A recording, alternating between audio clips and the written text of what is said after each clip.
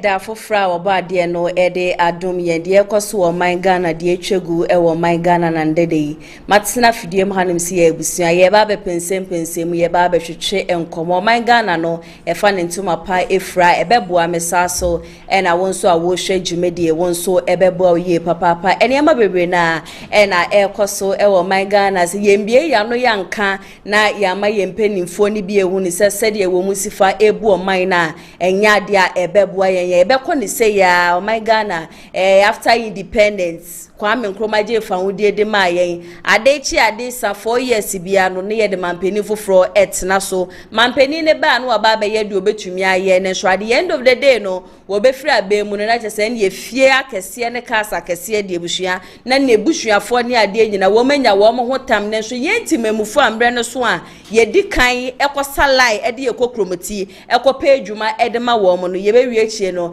na chese kaprempo no yensa entumi enkai wo said the medical yashase ne dey trust me say hit no ano beye dinye papa because 16 regions ni nyina no galamsey enso eya de achese ekoso ukopie mo regions bi wo honom na wo ko hwese de galamsey illegal miners wo musifa ese yesuo say yensa ase ne buhia yanka ho asema enya de a ebebo sa so na asojafo bi so no wo mato wo mu ho achim mrantie bi edufi wo mu amanipa ba akroso ahwere ne kwa ye berererere honum nyina no na ya twetwe enkomo saso na education minister Haruna Idris wode sembi ababo nti wose osisi ane de ye nuanom a wo mo senior high school no wono mo SHS2 no ade ba ko a wo ba be hwede aba be boa wo mso be mo mehwehwe kasa foforo kasa bi te se French, Spanish, German, Chinese ni ade nyina se de be ye wo mo wie senior high school no mbe so wo mo ko obi memu na wo mo ko sua de a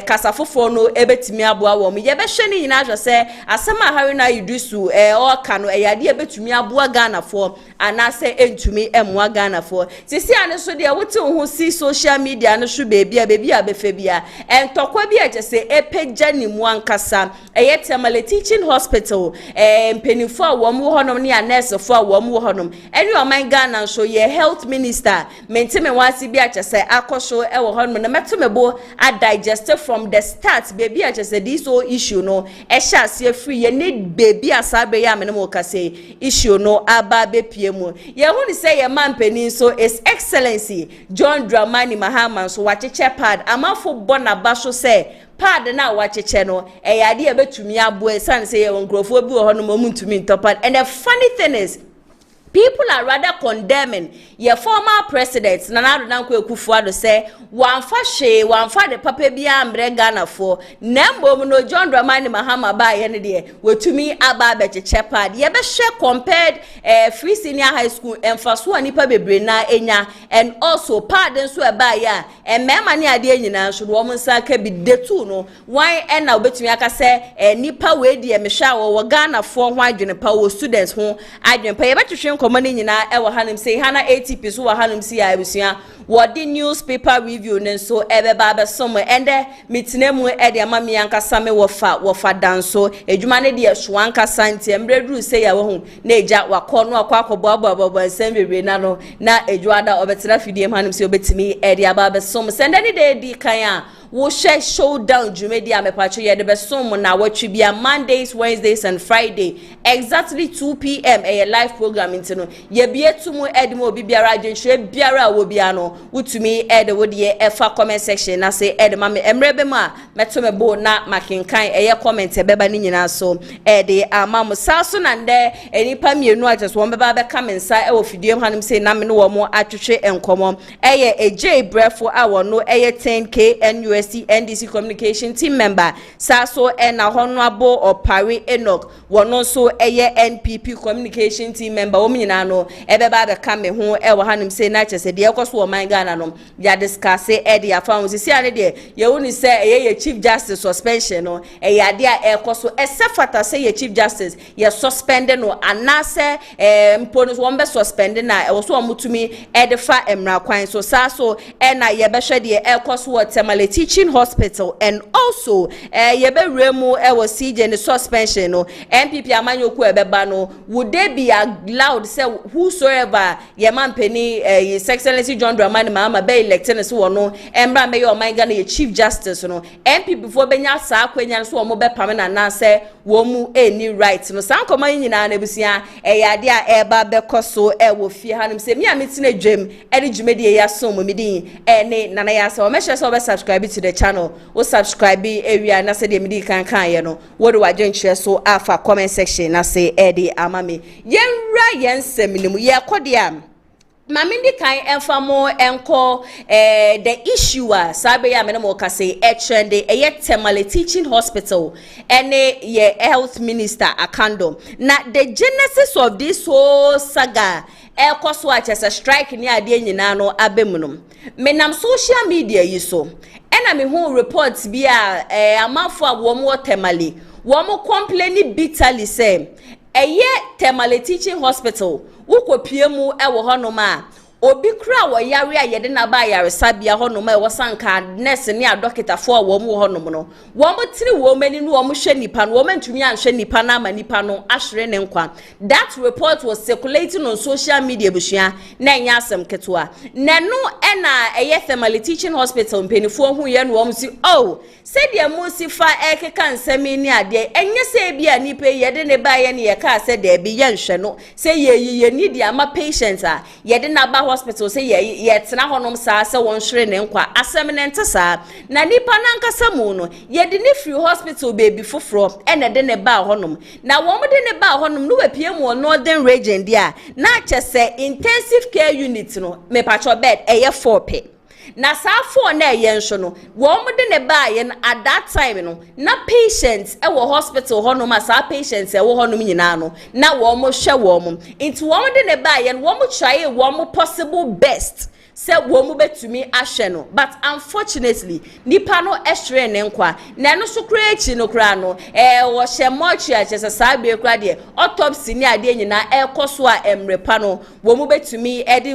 good autopsy report edi aba abontema Ghana fo nyina no etumi ehu ntini se de mo ka se patient ni ye de ne ba ye ni ye ni na ye hwe ya so wo nwu no asem no entesa na ye nim se ye health minister so minister Akando for some time now uwo hono ma ube wan say yes wo Bawumia hospital ha ube wan say yes wo call hospital ha no say it is there ono so hu sa trending issue ya chese ekosu ena ndi anopa na Tuesday anopa wo tu fa no kopie mu Temale na okopie mu wo hono no wambo bi ankra wanto nkra nganjiro bi aso we bi meba hospital ha no say for some time now there that is what he is doing and me ameti he there I am never going to condemn that act because I have been to several hospitals as negligence no me ameti he mehu pain and also meton safre ATP I should also share her experience with this whole thing when it comes to Akando say Bawumia hospital ha wo ko share niema ekoso e wo honoma eno de mentina fidiem hanum say en condemn it is a very good act.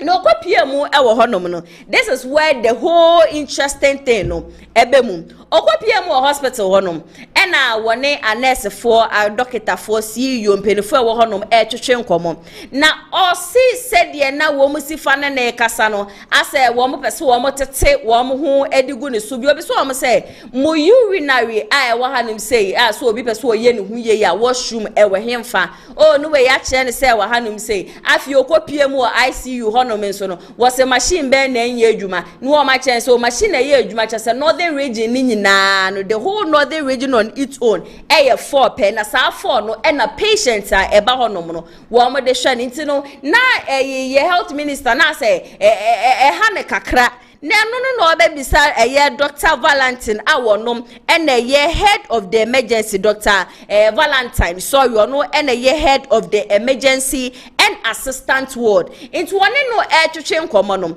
ɛna aka no oba be ka kire se kwan ya wo fa so a wo ne me kasa no mani enje ho na kire se patients bia wo beba hospital ho no bia se wo ba beja yaresha no. This is the attitude you people portray. And I'm sure there be said ye wo si fa ka asem na se de ye na ye te hanom se na ye adwuma no se bi ye nim ye adwuma nani so. You are a minister mbom ye no respect no ema but kwan ya wo fa so a wo ne ye kasa no be so kire se patients egu hanom se nyina ye hwe wo mo no as wo ho odi anase wo ma pomuden no emfa ye ho eniema ntesa wa na kando sumu na ye osikum no say do you know who you are talking to? I am the health minister. Say bibi question na se nko ye ya me wo right ne se me de manu betu me wo right ne se me question mo e wo honom. Afi the health minister ye da so we ya o say see you at just what teaching hospital we yinedi.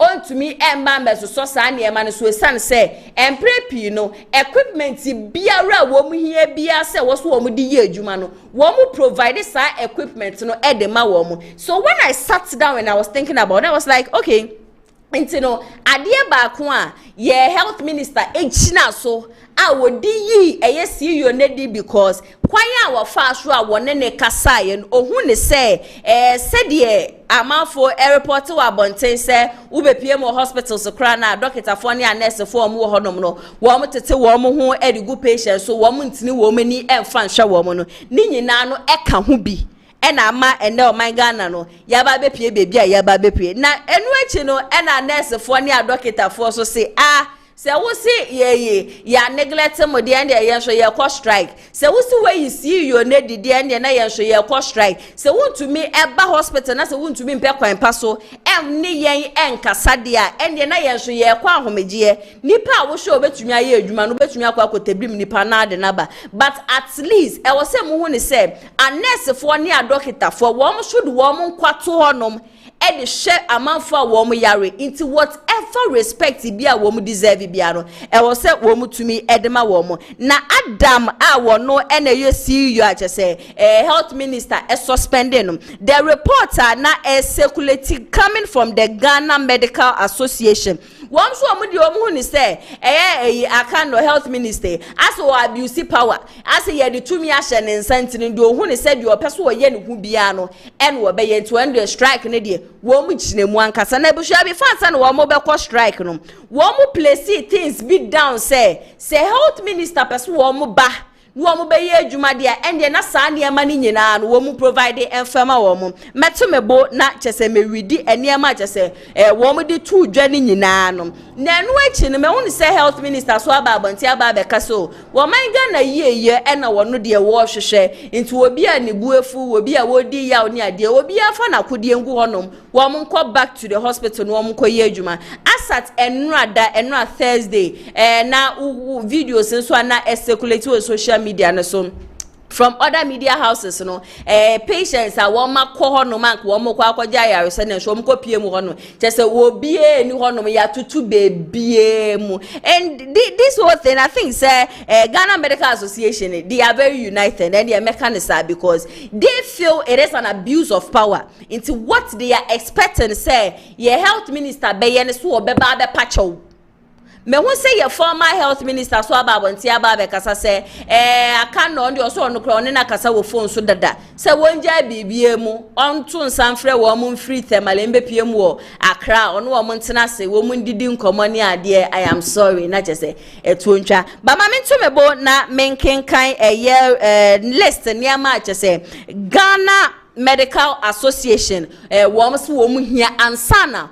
won be san ko hospital honom akwa ye adwuma metume bona makenkan ni nyina no de amam de edi kan won say unqualified apologies from the Minister of Health Kwabena Minta Akando and the Member of Parliament for Tamale North constituency Al-Hassan Saibu should be rendered to Dr. Valentine, all doctors of the Tamale Teaching Hospital and staff of the Accident and Emergency Department. We shall resume provision of emergency and outpatient services after we receive appropriate apologies. Chese womo je umbepa womo chowa chese pacho we de kire se wapa womo chow ye papa womo buatu womo yema enya de chese strike no womo be calling it off. De tosumiensan the management of the hospital should ensure that the following are available in short term for us to work effectively. One man listing here maybe a woman here, woman say, cause say woman benya sanya man, woman ya dia woman management of the hospital,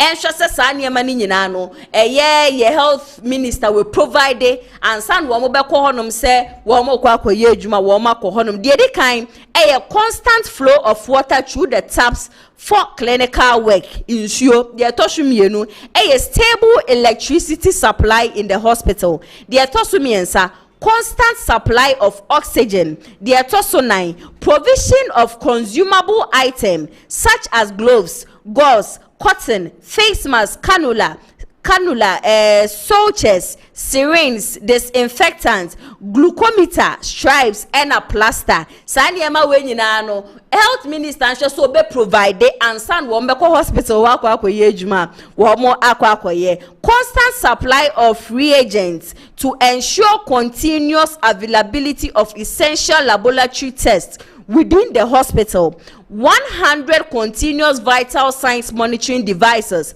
for all high dependency units in the hospital. 4 ventilators at the accident and emergency department. 4 ventilators at the intensive care unit.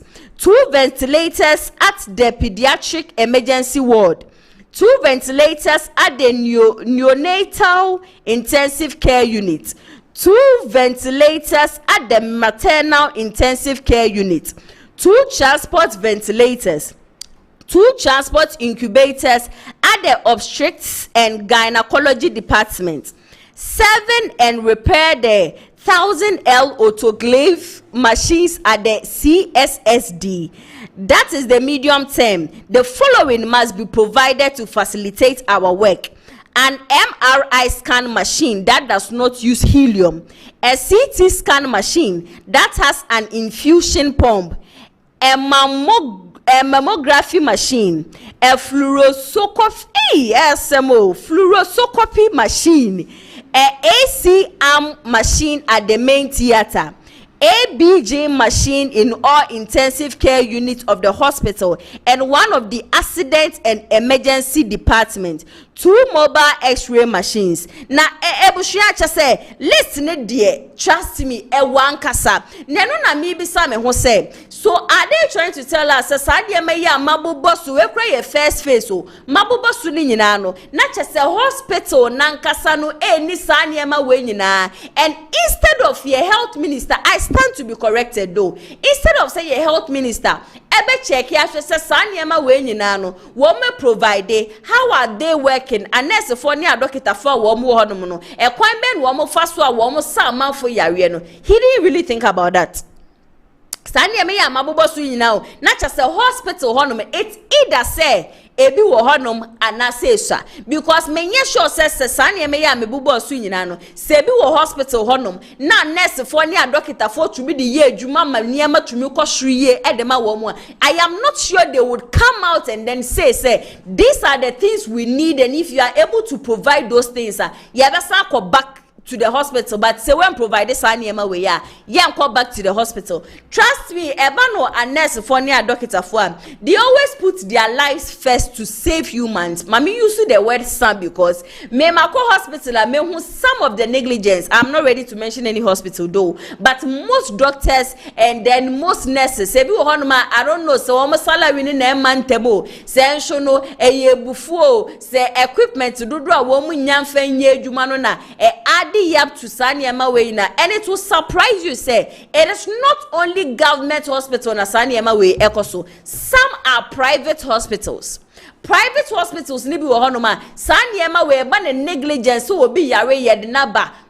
They do not care. And sometimes say we are in a hospital na ye bia doctor niya wo be show no. I don't know if this doctor say womu ankasa womu scan baby e bia person go twa scan na womu ankasa womu di omesi womu ankasa womu lab into the same hospital a scan ediama say be a corner scan. If you go to a different hospital and then you come, nurse ni na doctor ni no osho ne be catch you say I told you to visit this place into kohonoma. If you go to a different place and then you come back, catch you say go to that hospital na corner scan na me pe e was a hospital no. I saw Kevin Taylor now o make a series of allegations and also complaining bitterly say and mami bi kura won nim ne da won de no oboa sa nipa na this same negligence no enam so ema mame no ahwere ne nkwa. I am not here to condemn what the nurses and some of the doctors are doing,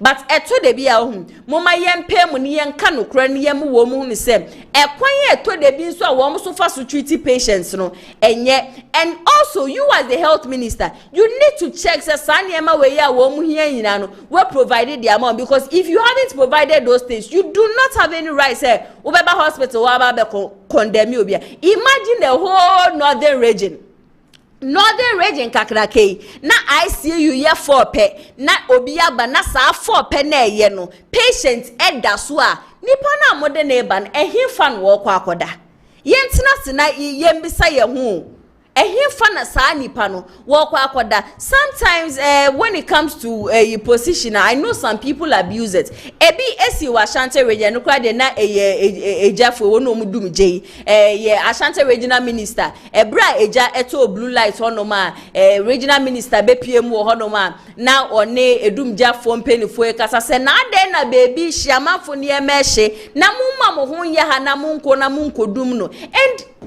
the whole place fire service e wo honom. I learned to say yes wo mtemos wo mudi dum ja no eye mienu inti se eja to ha na eja to baby fufuro na eja to baby fufura yembisa ye ho say himfa no wo mo kwa faka himfa no wo mo kwa nsuo, and most times e kura wo mo betumi aba be piem wo honom a na ka wo mo de ba ye no nsuo wo mo ye kakra bi.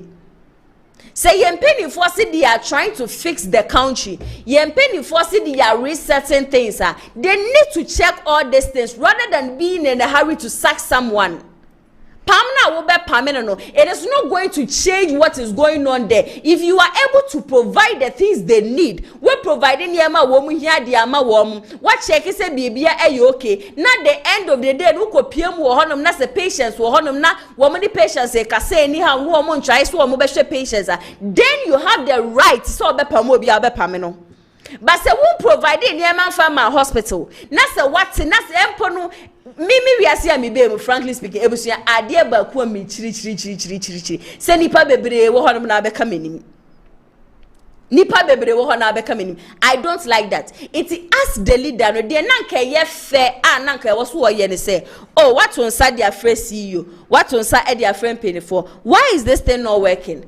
Ade na enye adwuma no why no wabo na mane obo na mane na den na akwakosi mo put things in place eno sa no nipa ni nim say Oba ye no na ba be di nkomo whatever thing bi ana say solution biara wo person the supporting nipa no obetimi dia supporting nipa no, but in front media houses se twa ho no nyina ehia nurses nketuwe wana wo mo ye wo mo clinicals ina no at ho no nyina or you are trying to prove a point say oh health minister maba me ba ye no me ye adwuma nkasa. No, this is not how you the health minister when nya kwan ya fa so a ye di ye adwuma. So for that I would say, and I know very well he has regretted, because when they can provide some of the things a what list me bobo su nyina no we provided the ama wo mutino ye guso wa twen ye mu a ye hwe se whatever thing biara je say e course so e wo honom no wo mu betumi ahwe, because patients are still lying there in the hospital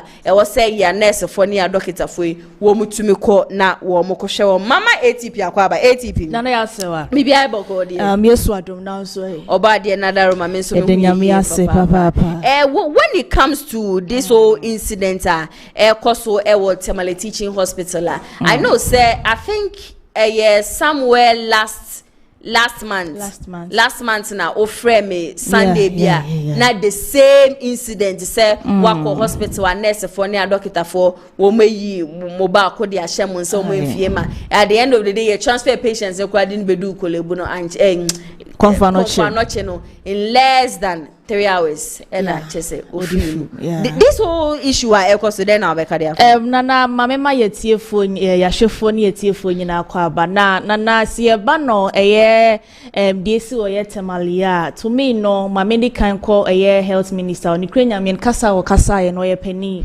ni kwan se wo timi kasa sa even kro no be inspection na wie no wa chrochro ne me bi se obusa wo na wo do makwa akotena baabi na se kasa bi wo ho no ma watimi ne wo makasa but opesa wo kire se wo ne bosu wo na JD ye mayi wo se bla na babaye health minister opesa Ghana fo nyina hu a enya sa kwan ne so na se wo ye ne se na de besi bia ye bibia nsi a mo kan bibia nka papa nje trade Klani ni bebe chemi mi asantini na asewa o se sanka we ye nsi anka ekopie mo ne ma o mabobo so e bia no mo lakesa na ema ni na sanka ansi na komo anka ba bonte be ka sanka mo hia san na akade we ya ka menya sure sanka ba ne be fi o mu sisi but enya sisi no ho ahokeka o ma sha se o mo de yesa de we nyina nteno de bibia hapena bibia happen sa keke enti dia happen na ye paaye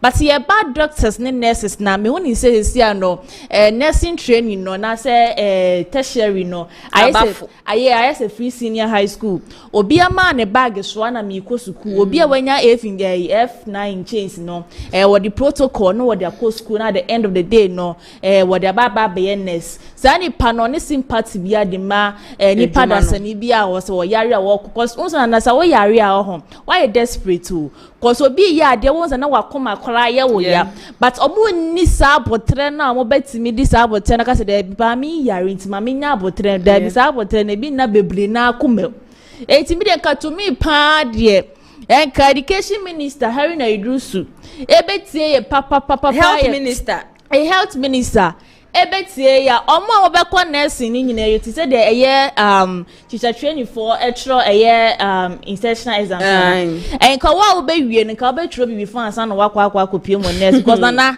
obi a ye hu se we ye nurse enso nurse fata no obu okra ne maame na apiepie na pese ye nurse na madam fo baby ye nurse fata ne pa because nipa passion na obetimi ohumo jakra want to me stand but so obi e ko nursing yi bi enjo se na me so me fa me nko remu bi what I say because dem de mani hu na me nko hospital nko hu se bibi se yesi but me ko hu ye me re ho papa se won se wo de hye da honom na oxygen esi ni so because e maintain me won se bi e ba enti no me ko tu oxygen na free ni so na se wo nurse na so ye doctor ni no abadaye wo ye ma na sa abadaye ni wo yem enti no nurses for ni doctors for bebre na wo ha se ana me den ka to me kran ke you medical me nkan me ne ha me because omuni adwuma na make an o se apapa for no mo ye for mo adwuma o emmom apapa for bebre na akoma ne do mo ye mo betima ye adwuma ne tifie na chobe for no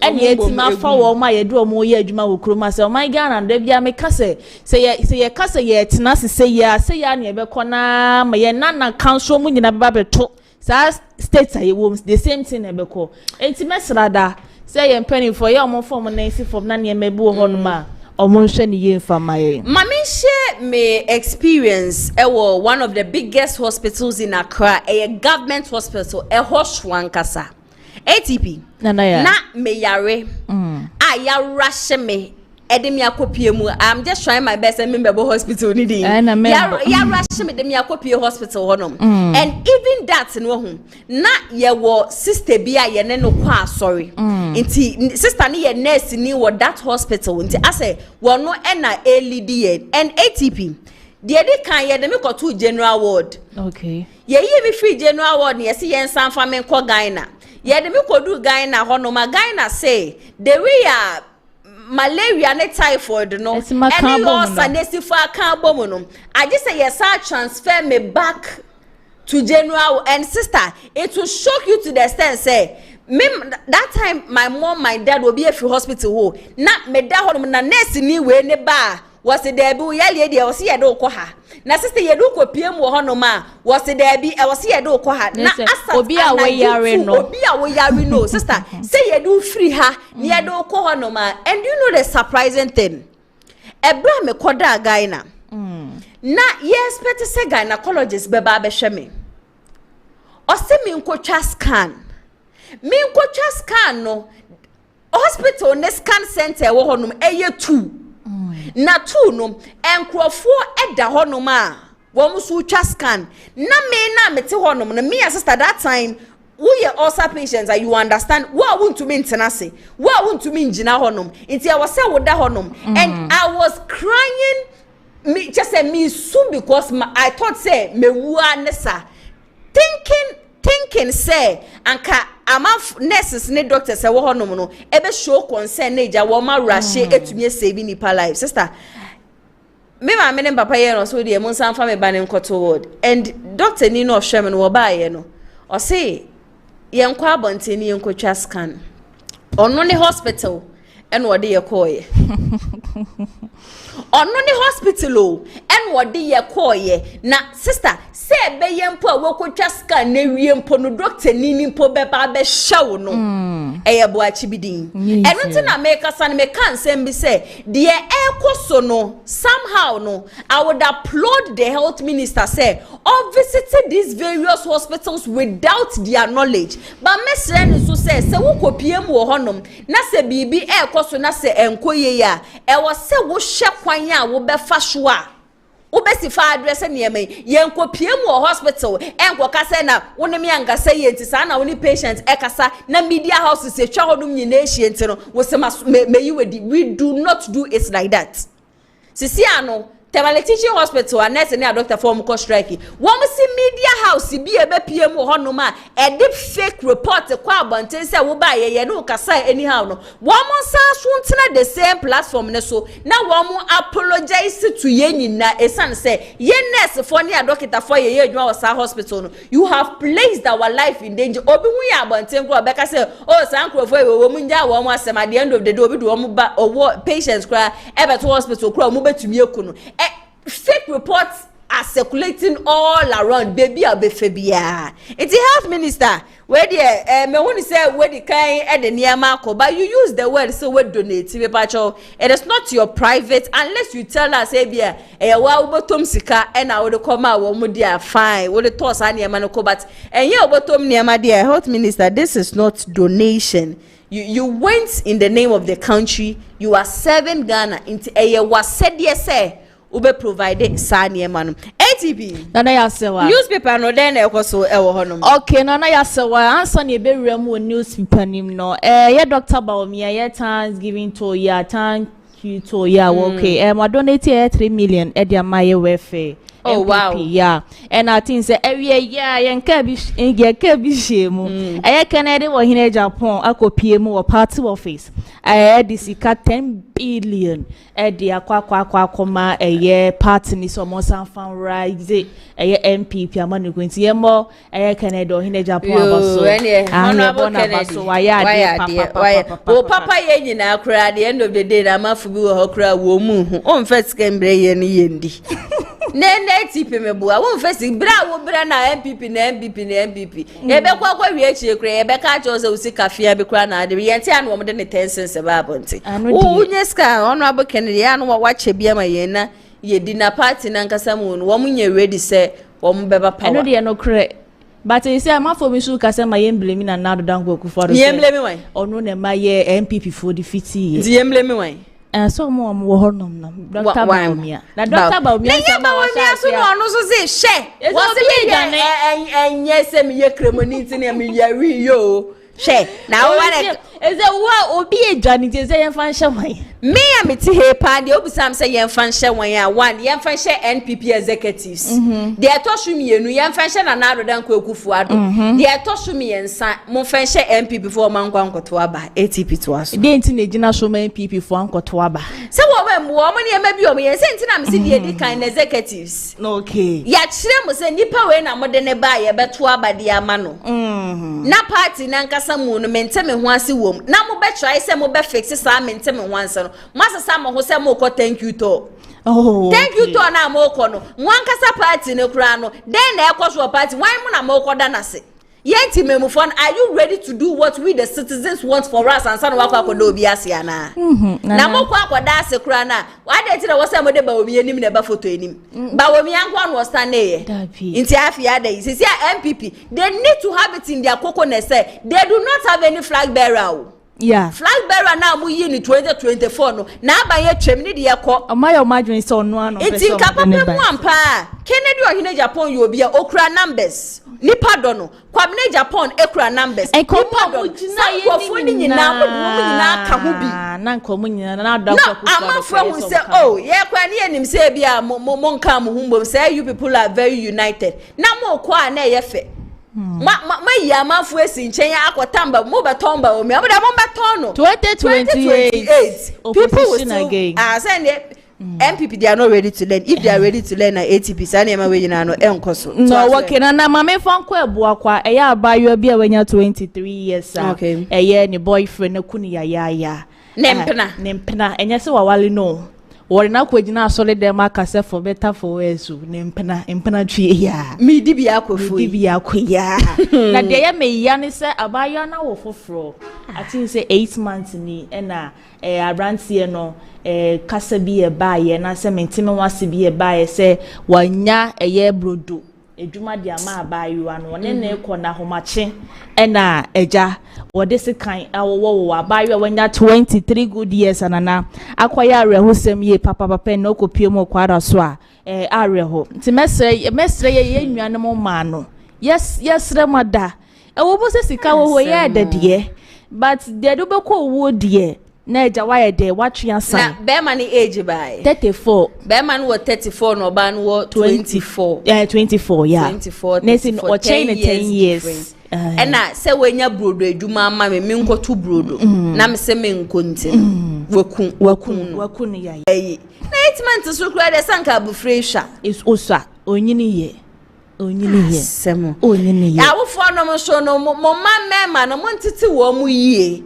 very necessary and very important too. Wobi wo hono ma abofra ni so no wo di nsem no o se me be kra de me yese ya ne bubefu wobi be kra se kai pa di be probi o se me be de me jisi kan free ni nsem a wo be su na abofra ne de ne santete ye bone ya jasa awofo ni bidi ma o ma na wo manyi no ma ba be da ne na sese satia pansan Ghana baby a be ma bia be fa ne bia wo fo hia me ma 5 emu 4 ye na sese wo mo be buweku ma so mo fa mema na munhwem nyeske bia ne yedi ye bia ya kasa ho so still ma ne bi so hono ma be ma bo omo ana e omo de no so obu wia no akrokro mo na chimayo de kada ko de se ka be wo era wa obehu na ma me fa ko nyina hini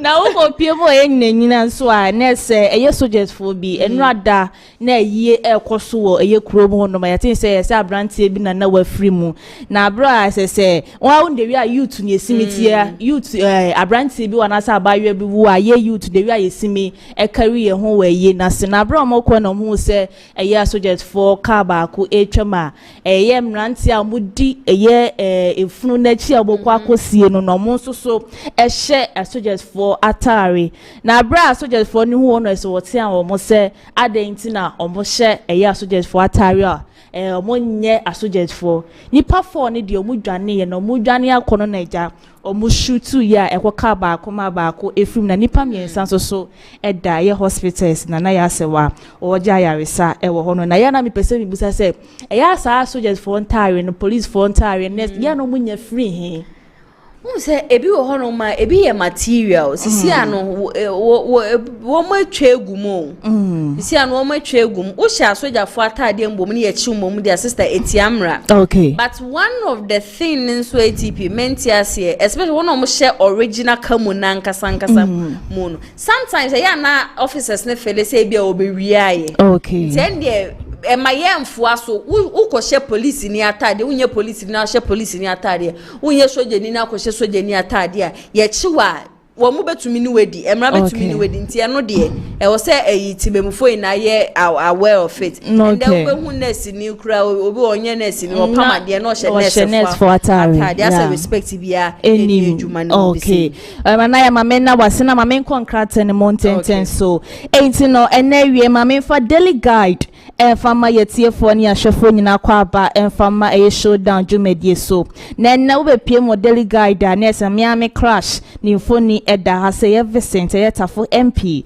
ni mfoni eda ha se Chief Justice suspension ye man penny JDM ede amanono na wo ka se sa de asase me de nya wonya de obeti ase ne no wate ase china enti no wotebira asem no de akwa akopie mu wo ko na ye man penny JDM se suspension kra no de ama ye maami kra na ye se o man ye n'adwuma no mokosoa no hwehwehwehwe ne nnwuma se wo ye nim na se wo mu wie na se wodifo a na so bepam na ye hu se ya mpa se wa ye de wa pam ba wa man suspension a wa kofo ni pa hofro so on nembe act ne de na se kire se wa pam ya enti no de wotebira asem no de akwa kopie mu wo court na wo ko kratafa etoso ensia so a na se ensema na ye ka kopie mu nyanyine honom na soldier force o makotutu ama nipa ba akwa free mu ana afenso nipa miensa so da hospital ejo mayaresa no ene kopie mu daily guide wo mo nso de ebaye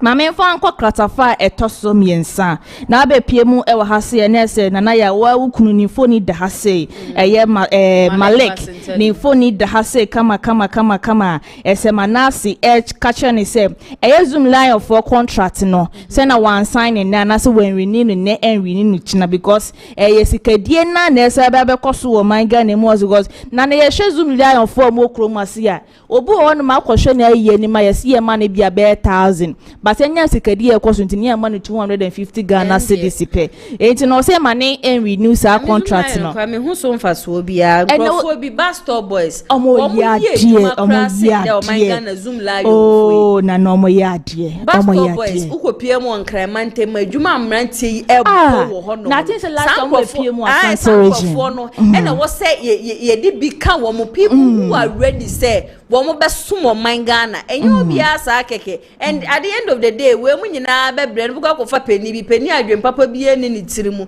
wo hu na nipa na wo bre ye adwuma na wo san ko mutua sa nipa ne ka no wo mu nye at the end of the month say na wo ka 200 300 ni dia show mo nipa ne sa no mbom na wo mbre nye hwe se wo ye boss na sika kese ni na woru na ogidi na FIC for na kase Magdan abrante se so mo hu ni se wo ye money laundry esi no ma freezing account and afin so akwanta mine no miame papa chama wuntumi ono so na account no omo so ma freezing no mo hwehwe ni sikase mu kakra de aman na ye kamia kwaya se o man Ghana mu ase ama koke won sensem na ya agentrede wo man Ghana mu ase na napko for na CZ 73 koke na efiti free napdalin ba o man Ghana mu ase intene enye easy o Ghana enye easy ente ukopie mu ye daily guide na se ensema enano pay omo de ebaye enso enono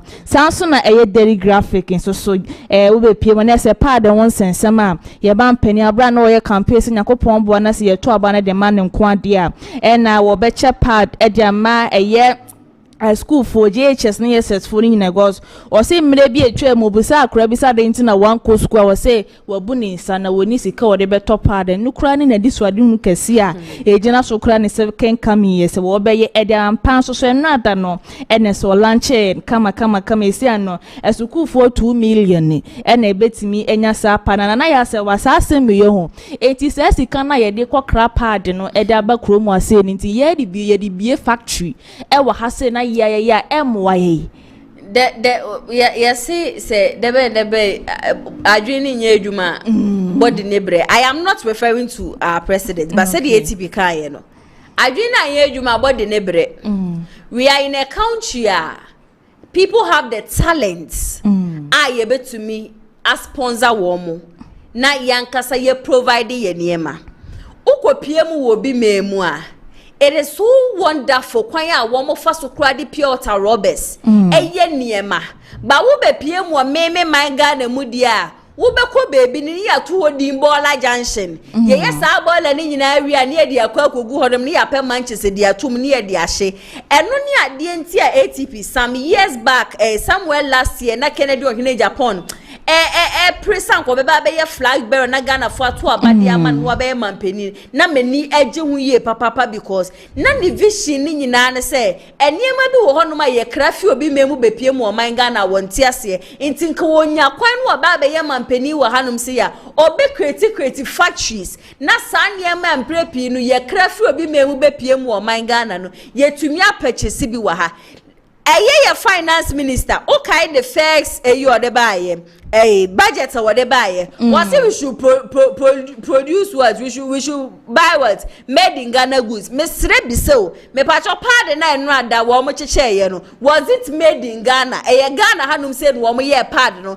and wo mo distribute ye country baby a ye dru ye dwe niam bebre na ukoche wo rural areas granke busuan kan ye problem wo ma ba ohia wo ba no wa mani bi wo hia ba ma so anu the pad ni bi e de ahye ne nsa na anye bia ba ma no the pad koye den ba ma or the pad or the kwa koye den once there are people wo nimbom ni na hia nti sanka rural areas ni bi kura no e no the pad koye na nka bi okọ distribute di ma wo mu nyina nka me ameti he anka me ni problem ye man pani ba o promise Ghana for 24-hour economy ene ye mbisa ye ho se 24-hour economy no akwa kopie sen 24-hour economy no da ben dan wo mo ba be hyase wo mo ma Ghana for ye hu 24-hour economy no da ben da and wo mo ba be hyase ya chepad and the funny thing is me who will be say ye man pani a chepad into no wa ya de akra say do the free senior high school ba ye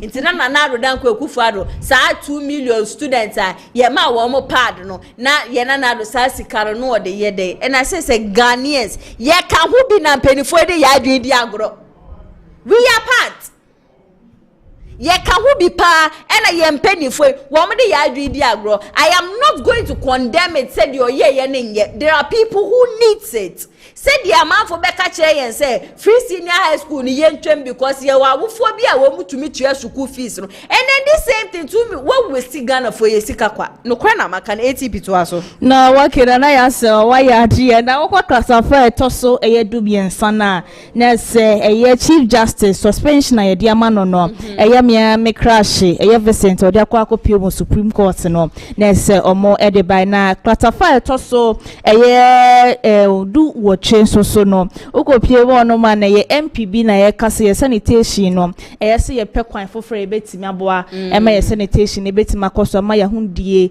akoso ya eye papa e wo man Ghana mu ase ma me enko eye the Ghanaian publisher na be pie mo Ghanaian publisher so a na se NDC amanuko ni mu bi na edwala ya nkasa omuso mu pa adwuma wala commission ho no but o ma ya emfa na so modern boys so mo boy ye edema ye NDC abama NDC aban ba power na say omo ye yo mo ba ko e de ahye wo monsa ente na ukọ the Ghanaian publisher obetimi akenkan bi ensoso e wo honom Katafe tosum yensa eye sanitation ho sensem na wo MPs no e kasese de sika ehyema kasa ebetima boa ama ye kan say o my Ghana no ahunidie no ebetima kwananima kasa na se sika ye di ba be hyem ye ti kromu ase ye sole a ni akokla eye mosquito net de abase ye njeje ye chiche no afiefie yentimi emfa se sika no ya gatas mu a emu a choki ni yentimi fancy so my Ghana mo my Ghana nye ya na de bia de tem sika pe yesi edi koye bibi foforo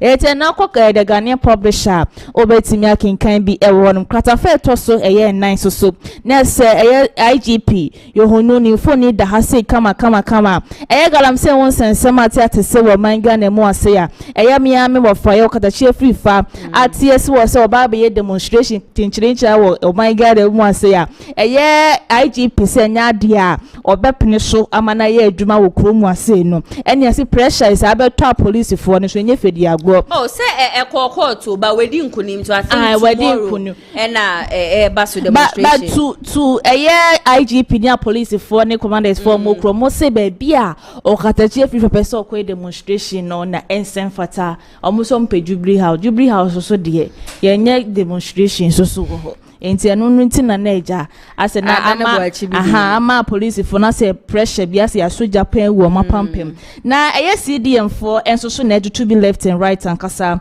de mani e man pani JDM say suspension so de ama ye ma me chief justice ye hu hia ensem fata we hu hia nu kwan say eja o ma ye ma me ne suspension sa ma me kwa the Ghanaian Times wo be pie mo Ghanaian Times so a kratafe to so dumienu no na say World Malaria Day na ekoso wo man Ghana mo na Professor Benka ni foni da hase kama wo kase de beboa ama malaria etu atese wo man Ghana mo ase disika ankasa ebehye ama bibia timi atoso yakade bebre na wo hon ma yebehia no man Ghana mo ase nu betima boa ama malaria timi etu ase ankasa wo man Ghana mo ase na obakrata fe toso enan ni so ne se zoom lion fo ya ena omo da ha se ya se omo se ka ye man pani JDM se aban dada no omo do omo ka 1.2 billion ento obesere omo da se omo betwa no omo de don beye eda bo oman Ghana ma oman Ghana fa ne ntoma pefra bia no omo be koso no maye sanso na okokrata fe to so du 9 ni so na se man pani JDM ni foni ena da ha se ya se pa de won sensema na ya se wa na ye ka no se eno so wa ha se sanso na DVLA for so Malanchi National Community out lunch bia say o ma to mo gu mountain so so mo ye adwuma nkasa wo o man Ghana mu so mo be adwuma nti so national lands is wo mesra wada drivers for no mo nhwe se mo be ye ni ya ansa na mati asi abonten so Mami fan kwa the custodian owe pie mo go the custodian so anese okata chefri fa ni phone ni da shura se kama menim so Roman father dia na galamse won sensema demonstration na wo ba be ya police for no se pressure ba be to mo so no the custodian de baaye ene anopay sanso na ye kratafa to so miensa ye mame Samira Bawumia ni phone ni da ha sei na ye se ye rank pa omo ma be ye second lady and first lady wo Kumasi no mame Samira na abo no homodin papa ye left and right na baby bia no otimede no ho hyehye ma bra kwana ni kurukura ye campaign no de no ho hyemu ma bibia be successful into mo bo na pastor research aba no se wo bo no homodin de man PP amanuku no papa enye fedi agro sanso na ye GJ ablaste ye OSP onto na nyone mame as a time nuko wa ankwa o ma ye say me ye de mi mreso ana meko na GJ ablaste ne say de kwan ya wo foso ne nsentrofo bi ye niema bi nani enje ho nto wonhwe na wonyai saade no enso so na CDM for enso na kasa wa hase na obepie mu hase ya Chief Justice ni foni eda hase na afeso omo a omo hwehwe Chief Justice ni fo ni nsem nim no omo so foni eda hase na Chief Justice CDM for ka kiro mo se petition amotam de koma John Dramani Mahama se niema miense bi won na mugina so na mo de apamo ma obesra o mada se omo be hwehwe nsem no pepepe no mama kroye ankasa abana no kredie aba wo ye Chief Justice mihuni se Chief Justice kwa wo kwa ya amanfo ya pan na ya seva okay na nothing say your time na ya so anisa enti mame for the new center enfa ensole so ne so na so kata chefri fa yesi se wadi nkunim ti no galamse won system no me the demonstration no be kwosho de obetima to ne nsa de afre me na eja metima baba be ka ho bi so na eja nyina ya kwa kotwi spele de ne demonstration no cause galamse no science say niema bebre na kasa wo my Ghana mo sans na Samira ne so na boss boy so mo born se wa born homo den papa ebra say ebra obeye second lady no na se wabon homoden de ama MPP amanuku nta boss body ebu wo hono ma se yetimi de boa MPP amanuku no ankasa na ya sewa okay ATP meda wasiye papa na mom Samira Bawumia de de nipa be ya no ye no wa ya de adwuma wo ba adwuma wa bono homode no die na o ye campaign do ye and asama omokafa ne ku ni nyina hokra no emu na bem e ma ne koso a ekoye we etino nana ya sewa ma men sorry na fa de aka nyina so efa to aso e ma yetiefo ni ahwefo adane de nyina omojebre showdown jumdi okay ATP me da wonso asi ye papa na ebusia me what biggest question be a maybe sir na the biggest question and say we are NPP ni and asa we are NDC ni and akwa de woni party bia NPP 2024 election a womu lose ye no is it because say His Excellency your former Vice President Dr. Alhaji Muhammad Bawumia we ye kremoni eno no ka ho bi eno lose e 2024 election na for adwenche no efa comment section na say e ma memejebre na makenkan ni nyina no me sha ase no me ka twem say e ya ade a chese ejebrafo no ye 10k NUST NDC communication team member wobeba be kame ho e wo fidiem hanu say saso e na honorable Opare Enoch a wono so eye NPP communication team member wo nyina no beba be kame ho e wo fidiem hanu say na eja enkwama twetwe ahodro de ekoso wo man Ghana de nde CJ ne suspension ho nsensem ne ade Bawumia ho nsensem Tamale Teaching Hospital de ekoso ne other matters ni nyina no yetumi a discuss e wo fidiem hanu say na sorry amene mo ka say de eye ade a chese NUST NDC communication team member we the kind aba be kame ho e wo fidiem hanim say ya yegusua e twen se honorable Opare Enoch enso e be ba be kame ho e wo hanim say neja yetumi e de enkomo hwehwe no aba so na say de na America no me ka twem say education minister was senior high school one or form 2 no what try and check ran ye be wan say what the major foreign language aba be ka ho it is senior kakane no wo musua French nkwan sisi ane de Spanish German and a Chinese ni nyina no eba be ka ho na the student bia no wo share subjects be 7 to 8 na the end of the day no kura wo share de awie mpo no wo wie senior high school be Senko University ni e se be yo benye adwuma ye mpo na busua na adane buachi bi edi mama me nua be ma kwa bashonko emfembra fidiem ha bibi abako de nyame adome nso me ho ye papa where the 3 months in position mujimani angaza say sisi ano Ghana for ehunu infasodi na e wo so say omokoto aba edi aban papa na obi free amane nim nya aban papa abade na aban papa abai na mo chepadi mu e man be mani ade nyine wo say ye chepadi man be ma ani o enya no kre na video say circulate on social media is wa me boss kra etwa ni aba be show video say circulate say sisi ano say opese o eye policy and say you come out with a project e say wo hu say project na wo dey ba no e wo enkofo e be serve omo and that's an importance kra anything when him say World Health Organizations omo series of report omo de aba e say Ghana ha e ma omo rural areas and say remote areas and say be ma omo nkrase no wo mo ebosume so and say omo nyamu period a eno entumi ma omo ho kwan e ma omo nko school no won di ya ha omo e wo mo school nsensem no eniti ni na aka ho e na area president Mahama ne NDC aban even the previous administration kra no ye dey sa policy ne ba ya ye okay say be che pado krum ai MPP Sami Okubeka say Sakawa na area Mahama ye ne ade enti we no wo mo a part country part initiative ne be bo wo mo ne de wo mo tiase I think I may share say kwa me di kan ka say men condemn that act because yeah rural areas ni bi wo honoma they really need it but we share not all rural areas ye na me obi te say me say ya na say me fan say me nua ba obi okɔ school Kumasi kɔ school wan kran no 2 million people distributing pad sasi kana ye de kwa kra pad ni ade no na someone na say we should try and then purchase made in Ghana goods na pad say made in Ghana okay un say if there is a problem at hand sisi ana ye hunu say e man na ye nwanom na omo remote areas ni wo mo be hia sanitary pad sisi ano omo hia ne sisi ano ye ntumi ho to the distribution of parts no na yen ka say si factory ansana ya produce parts na acha momo eno kra be che won in the best interest of the good people of Ghana na se obia no we can start distributing the parts na with further kind of say deliberations about so no maybe say betumi as factory a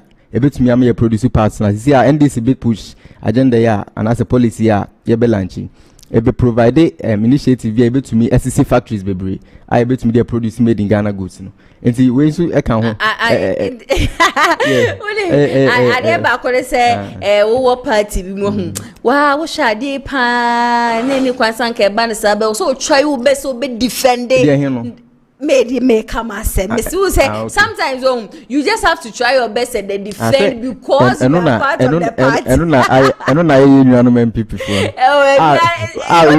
obi continue TV so obi continue TV so ka say well continue won to me TV e ka say ma o mo Ghana nyina enko antenna ho no mo fa Ira Mahama nko na o mo nko sopa no sa won to me TV ho na e ho na chairman won to me ankasa etena ho e ka say ye vice president or this sisi ano or ye before what I say nti no de obi antumi akotena ba bi anka say ye calling it to order say what disrespecting man as bibisa but obi asen akotena ho aka say ye fa Ira Mahama enko e kan say antenna ho na enko sopa because say we remove chief justice no you know certain things so people communicate and ka say could defend there e be di amount dey o kan meti ase say bi o party no dey o ye na sheda enjoy so na dan e sikona could defend mati dey o che na sepa na share before we go to our main topics for today no education minister a new policy or they ba say wo be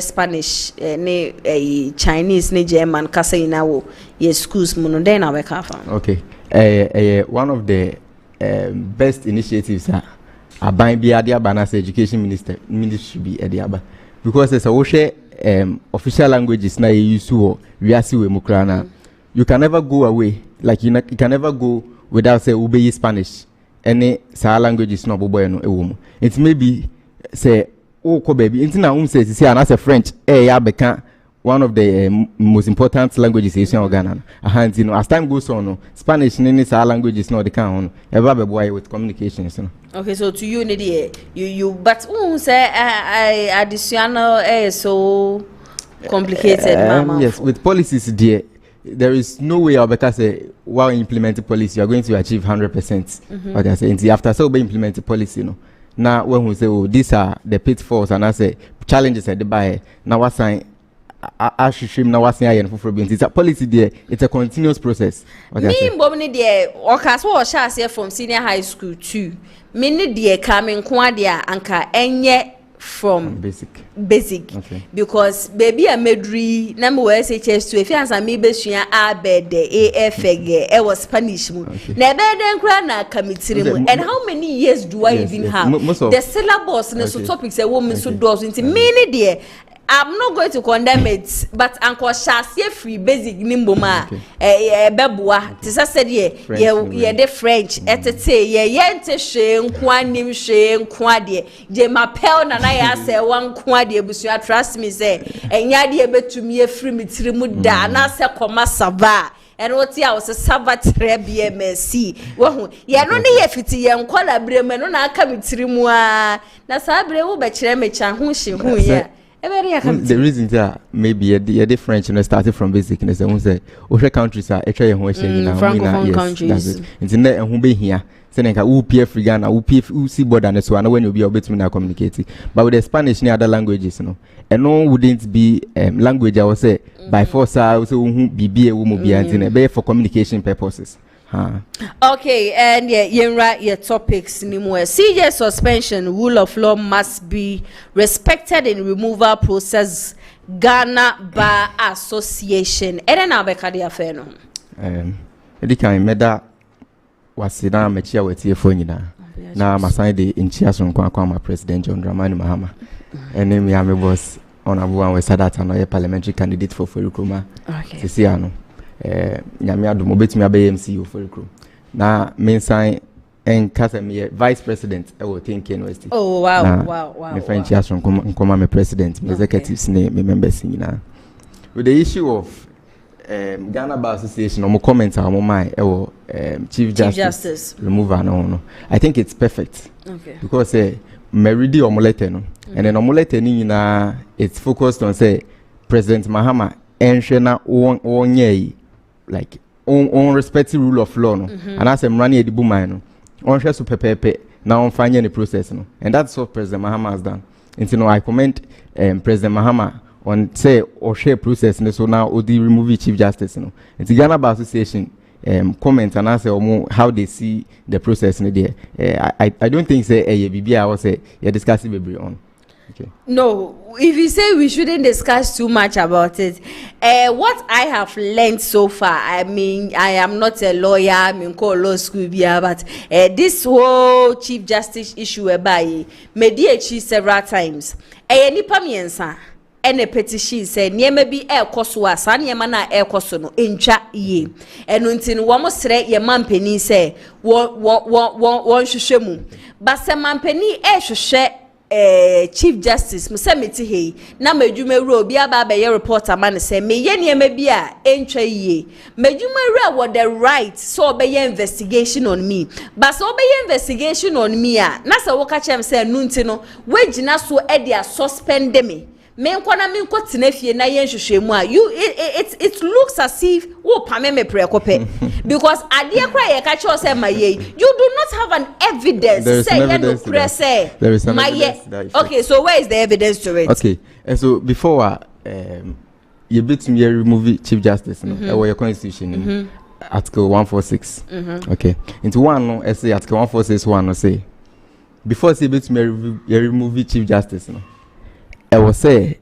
president no receive petitions. Now petitions no we should have be a friend say they should have a prima facie case.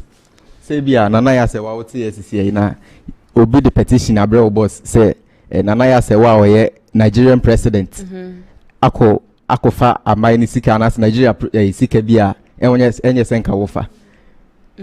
Prima facie case be exist because one yenim say nya no Nigeria president yenim say Nigeria president His Excellency Tinubu Ahmed entino say obi foforo assign the petition ba say nana ya say wa we adwuma Kumasi online TV wa be renting a private jet bia aka say on first camera say or twetwe ne ho na say yetumi say nana ya say wa no kre say we adwuma Kumasi online TV na nan say kura no watu kwan bi the private jet because ya the beka say prima facie case exists what I say intino President Mahama upon receipt of petitions na nipa mensa de call no ye hunu say content of the petition no anko for womo eka say or like she went on a private trip and as a private traveler and as a personal traveler or they ne spouse and the husband the spouse and the doctor echo no and no with their policy on foreign travel for Chief Justice no and ma ho kwan say we call personal traveler and as a private traveler yes into the security alone and ebeko okay into say is this area near who say okay the prima facie case exists and suddenly you are starting to show does this even run to the suspension? Yes, it is suspension. I have tried my best and 3 petitions I want submitted in committee be the things in details but my I am not getting I have from what you are saying. I think says Sami Jemfi ono mo na mete free nchese worker say Chief Justice to kwaya what the nemba any ade nyina no account. I'm still saying it's 3 petitions and those were in the petitions when then Chief Justice na nkasa no were admitted to the fact say oko personal traveler or they in a way in a spouse and in a doctor echo until I can forward the petitions and her response to those 3 petitions to you. Okay. So and one amujina so and yes obi age ye be unconstitutional. Okay. It is a president person remove Chief Justice. I was say or consult Council of State and he did that. He has done that. Yes. And you know Council of State recommendations to create by 30 out of 31 of Council of State members omu vote say yen suspend Chief Justice no it be a President Mahama in respect to removal or suspension of the Chief Justice no in line with the constitution and it's in line with the rule of law so Ghana. Okay, ebusia for ye AJ brefo na yate ninkansa so na sabia menemo ka say honorable opare enoka wono so ye NPP communication team member oba be kamensa e ofidie manum sia me mana kwaba minua be ma bibia boko de oba de na daroma men so me hu ye papa 3 months in opposition there what is say you said that easy there, but easy. Okay. Yes, you go so ho enko ande. Yenim se onyankopon andaroma. Ebefa. She pa wo nti ebefa.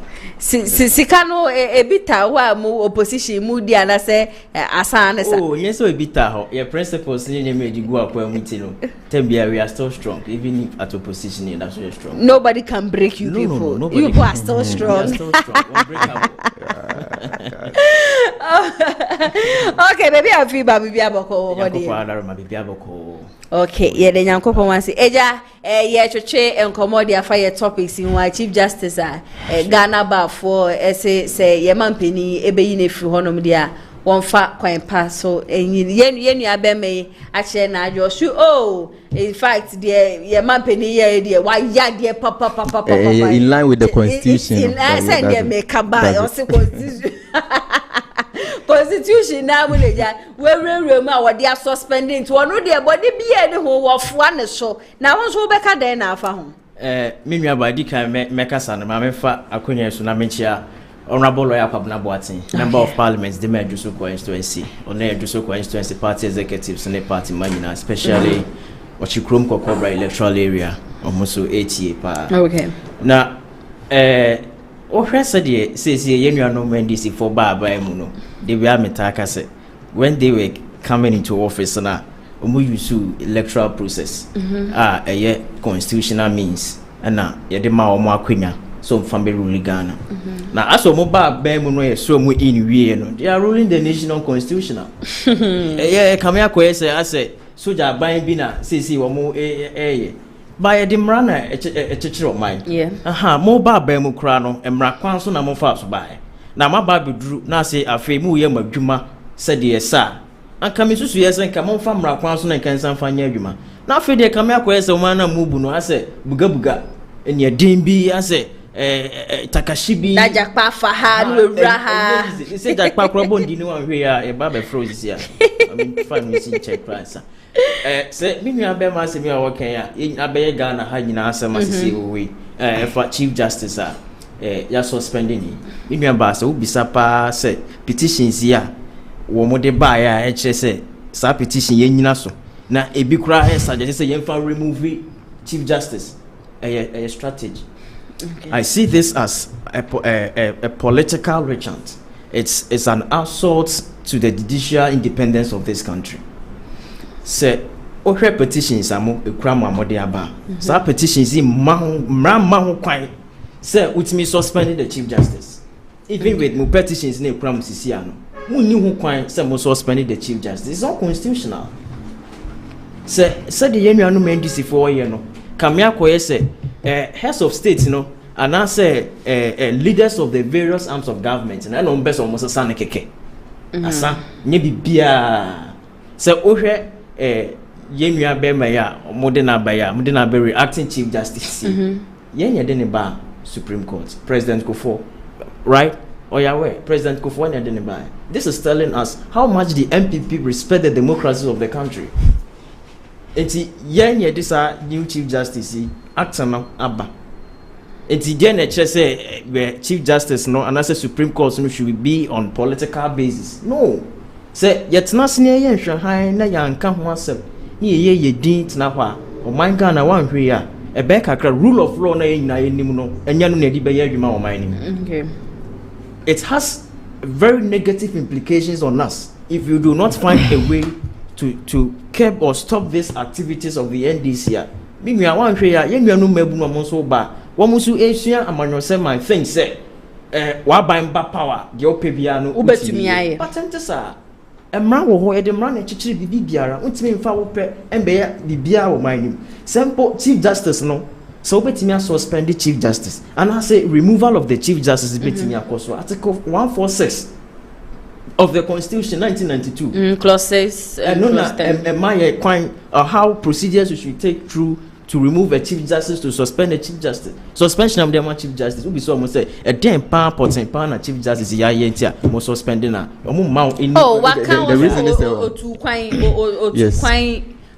reason is that family before so suspending chief justice, you are not supposed to get the information known to the public, right? Until after suspension, the petition is out, and then we have had a response out of each of the petitions, and the wajia to me say, oh, this is what the petitioner is saying, and I did this, but me any say into the mrama whole coin see engineer so na yemfa and suspended into me and no sign can say who say we need a political witch hunt, and I say chief justice is removing some motivated by some political influence.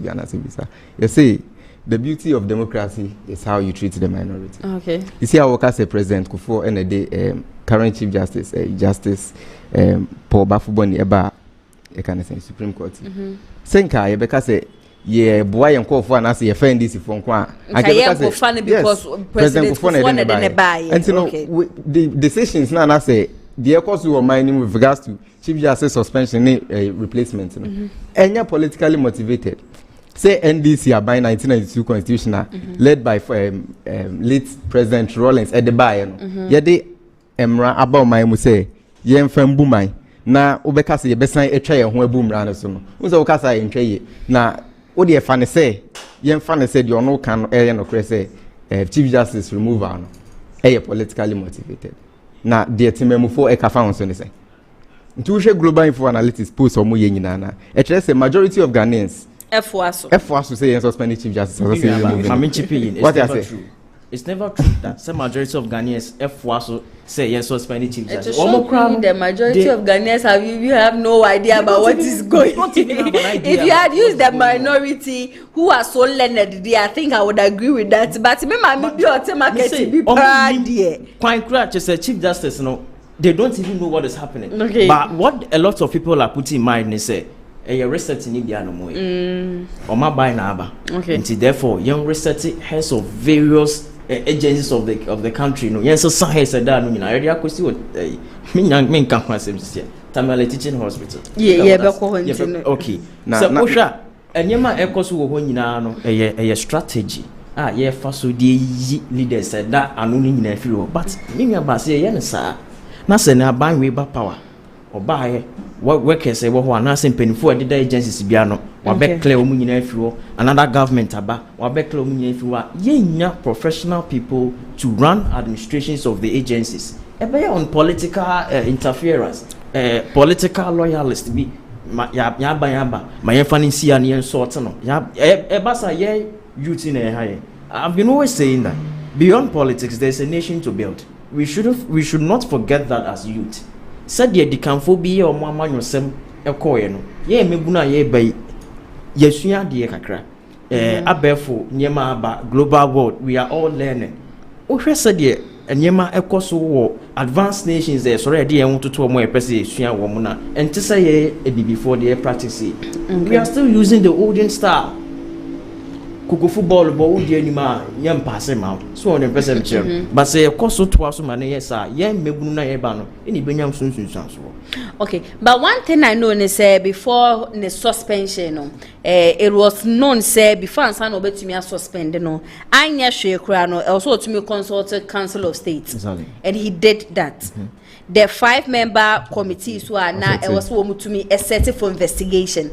That thing was also done. Into me personally, my question was: is it because of this method into a more suspend and now say ye pe kwan bia ye be force ye be yi na free ho no but ye dey fa and I say a politically motivated and ka ye Chief Justice Kufuor de ne bai that's the president Kufuor do appointing the sombra ye yi free ho and sign ko fa Chief Justice MPP aban bi sign de ne bai ye te kro man am go for mo ye MPP for NDC aban ba ye wo ma ye wo ho de say de wo mo ye MPP for let me say na me ka say me ba na me ka say majority of Ghanaians F1 so say ye suspend Chief Justice and to share global info analytics one of the ko for mo ye post Magana na this is the chart I'm going to buy.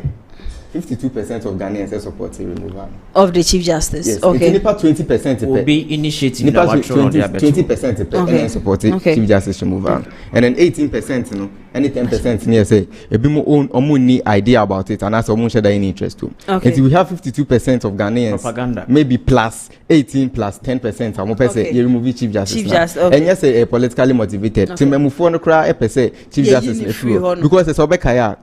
Emra some parliamentary candidate MPs be or more parliament MPs be across the carpets. So Obekaya beto abamu. Yeah, I remember.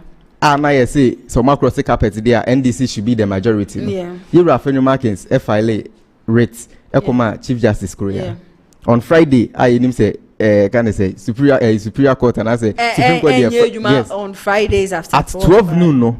Our file rating Chief Justice receive by 2 p.m. Now our panel judges are more better na case so and on the case so in favor of NPP. So it's all a part of it. That is it. Ni na our petition mo. Na me say any petition am. Okay. Enti ekwan ya fa so remove Chief Justice ne there. It is purely linked to the constitution they use your mind. Okay. Okay. Me now person okabi. Now person me kabi say he was talking about say anka politically motivated anka yemfa the acting Chief Justice imba. My main can say MPP government when we are in power we look at potentiality of individuals and what they can do at the various offices. Political party and the free movement. That's the MPP. So this should tell you that MPP will back power on things based on political party. All those political party they didn't buy. But Obama mining in a or in the name of a minor. Yeni hana President Akufo-Addo created special prosecutor. Yeah. But only Pabe no Kofa from the NDC. Yeah. Very good. President President Kufo at the acting CJ in a buyer. It tells you what the MPP they do. Okay. Do you understand? Yeah, we are no crazy in China. President Kufo in power no far see Dr. Park was saying at the Bayer minister. Akufo-Addo by there are various NDC people you do a mura in our administration. You shani panu you may do obetimi near the number. Do you understand? Not necessarily so yeah party no. Your money you're running. Okay. Yeah, we are done with politics. So we are now on how to build the nation. Okay. That's why I said beyond politics there's a nation we need to build. There's a nation we should focus. This any pani betimi aye adwuma no. Na so NDC no NPP no. Yeah ba mo ye design pani ye adwuma. So on a person me it is say politically because of say Kufo and then buy an NDC for ne use in political propaganda propaganda and say politically motivated say ke be kwa will be can say ono so NDC women's organizer and say senior na justice get to talk no MPP women organizer can say your court me evidence. And it is alleged to say now because it says Omuni basis bia. Now Obi President Meba Udeti Emran in Article 146 of the Constitution and stipulated say yemfa process we so na yinipa.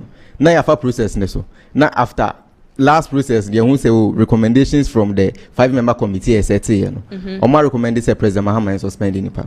Na nipa na fasa constitution na so suspending nipa na. Now see any constitution as see how person yetu constitution dey go ala.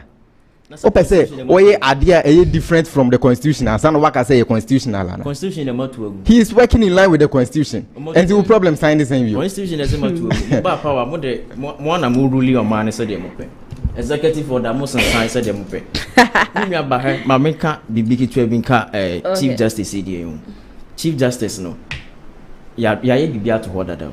After the Chief Justice on baby. What up? Say we Chief Justice no. Yeah, suspension or no.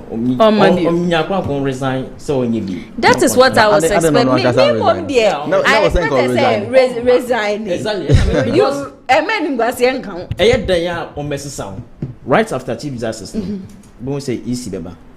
The electoral. Electoral commission. They say idea that I came here the other time. Okay. And I don't know. You be suspended and I say electoral commission. You be say. Certain things are dead up before the election. Say you remove electoral commissioner and I say suspend electoral commissioner. And not just abide na bentin or suspending the panel. Definitely certain things went on it couldn't favor them. Yes, and your electoral commissioner they determine the power on your president of Ghana. Very good. So you can say electoral commissioner MPP appointee ni sen ko be am MPP for every election. The Ghana for and the unipo person or president. You know this. But wait, do you think you know this? Look at the attack people were giving to the EC. Would maintain be frank to you. Do you think NDC Abai will maintain this? Say be remove electoral commissioner. Obi and to me sorry and say oye the ope or remove electoral commissioner. He has to follow processes. I've forgotten the petition. And to say assembly see na say obi ka say oh this is the reason I'm a person remove electoral commissioner. Now you should shame me who say no cry. Fine. It is in the best interest of obi or Ghana heavy as any bit to me aboy. What I say? Now you see that sorry say or remove electoral commissioner. The final results. Her last statement was it is finished. She herself.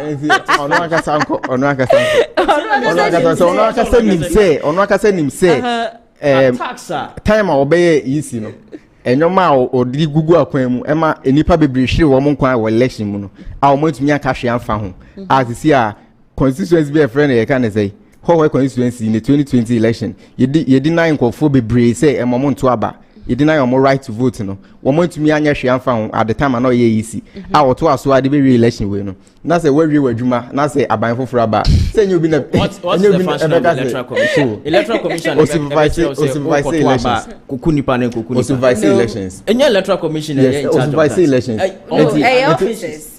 officer mo madwuma no so obi anso nkantre obi ase yekoto aba kokun obi na say e bia say wona wo mba wo fi onjira oba ne say oba no kofo obi ade ba okofa wo na you take responsibility for that and say wo na wo electoral commission or supervise election na say nyoma bi say yes na yentumi enhu hwe amfa ho ana say we refer as ana say considerations cry the buy no yentumi enhu say like you are taking actions against nkofo na omoma sa anyoma ne si ya na wankasa wunim de ehye wutim ana say wunim de wo ye ba me mom say meti he senka bia me MPP ni na NDC aba power na mikra appointment.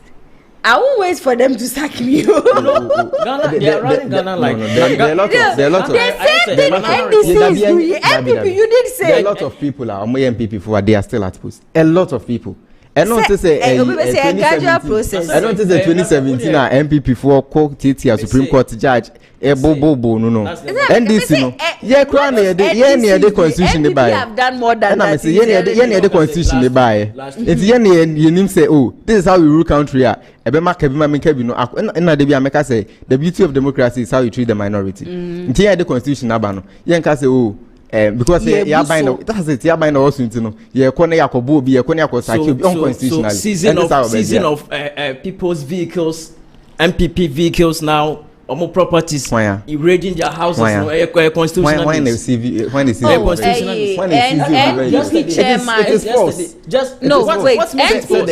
MPP chairman there or two TV3 for my and I pay me be juma me interview with one of the stations and then now okase ni viator will use no 2020 I think it was a nanado kra ne personal viator watoye and what my JFK nti JFK so you soon for 2 years now or transfer the man who hu nanado ni ade what the car na suma ne driver say on got top bread in bread at the end of the day national security nipa 6 national security who is the director of nipa on one ka send no more but I say obi aka say ameti ameka say oh me makoto we na say minto ye no just say makoto it was national security ono no can say national security and then this government and so yeah government be listening government is here cry emfa ho say MPP ni ana say we obi a woni party mu awo allege say obi aye we say we will level investigations into that ni who say yampa say national security and I could in vehicles.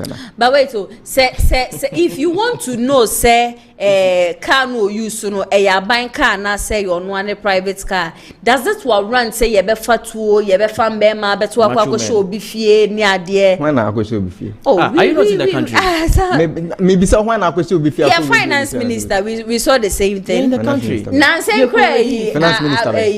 Finance minister. Yeah, former finance minister. Now on one kasa no, then I work afa on one kasa na was run if you then I work afa. Oh, the assembly cohort. It's the affair then you discuss assembly. We are not discussing, but because of what you said, and nothing I'm a chippy and also in. Say omo ye ne omo ko ni fie ko ye de. Madam, maybe so I want to get the case fast. They rented his house. To see no one read it. Obi and read in the house. Obi and read in the house. Wouldn't him say if Obi and read. With this whole video circulating, until you are saying it, I'm sure. Yeah, were you not in the country? And now, Jakpa, LD some people from BNI, a Bora finance minister fee without any permission. Request any CCTV cameras. And fee from there. Move free one. And I'm saying Bora. Dr. Alhaji Mahmoud Bawumia. Yes. Ne personal bodyguard. Run and also echo to CCTV camera. CCTV camera. From there, and I'm called Bank of Ghana governor. Run fee. Say more suspect say some Sikebi Gugu ni fee we are going to take over. Moko press candidate kwai. And I'm moko say niema. Just last week, Chama Buga V Omokwaji EV8, former General Secretary of the MPP, Justin John Bodu. You could arrested John Bodu Jeneka. And I think the third vice chairman for the NPP, one also the same one they are luckily for him, you know, almost to me head in the car, a bread in the back. But I think we write topics anymore. And who say Inusa Fusaini still on CJ suspension? Was the future NPP government cannot remove a sitting CJ from office if this said CJ hasn't engaged in any form of misconduct? Now, just CJ ya suspending it or you're involved in certain misconduct. The next CJ MPP amanyoku no or mubeyi ni sisiano MPP amanyoku ne ba want to me embeyi ni mfi honom. Didn't know to me in mfi. So I see if that person hasn't committed anything ebe you to say ye ni mfi honom. I'm sure say Inusa Fuse na asema okay. Chese CJ no yebe no nyasa. When his speech will make here. Also the next CJ that will be appointed by the president cannot be removed by even the next NPP government that will come. We don't nyasa. We are not into that. Okay. So this is telling us that it is a plan to remove the CJ. But on a gradual process. Okay. They are suspending this year. Until yebenya petitions be yebenya propagandists, propaganda, they are very good at that. We were in this country, number one, make a choice, say, ye e-levy a free ho, na e-levy a hand crop for my name is here, and I'm sick as empty. We e-levy free ho na, and I'm incrementing electricity tariffs, and to pine. Peter, robbing Peter to pay Paul. Exactly, that's what they did now. It's a propaganda. They've already planned everything. The CJ will be removed, the EC will be removed, certain people will be removed, and it's a constant. That's why the next MPP government, but whosoever is Excellency John Dramani Mahama be appointed, say on Fumia, yen to me, you know. And I make us a meaning say, ye mammy to go wa form and nothing I will also wa form. Say name you bear my DB by or say you said what? He said they have brought some investigations by my HSM majority of the three Ghanaians. Petitions. The majority of Ghanaians are in support that the CJ must be removed. Which majority of Ghanaians are in support of it? Even the way we are removing the CJ, they are even saying that it's a bad thing that who is saying that? Who is saying the that? Ghanaian people are saying that. The same Ghanaian people who have their opinions say the removal of the CJ. And I'm also saying that the same Ghanaian people are also the 1992 constitution yabano 146 Nina stipulate the process so remove can this. You tell us? It's a follow process Nina. And our considerations number say okay, you remove CJ. Council of State 31 members out out of 31 30 see remove CJ. Now council of state now can I Ghana for also Ghana na council of state appointment. It's not by appointment. Any election. But council of state by elections. The whole region I say omako elect in Pabako. Now Okasama region now. Or see the person is not talking in favor of the region. Now politically motivated. Political motivated. I know dear. Say election of Ashanti region. Yeah, Ashanti region election council of state.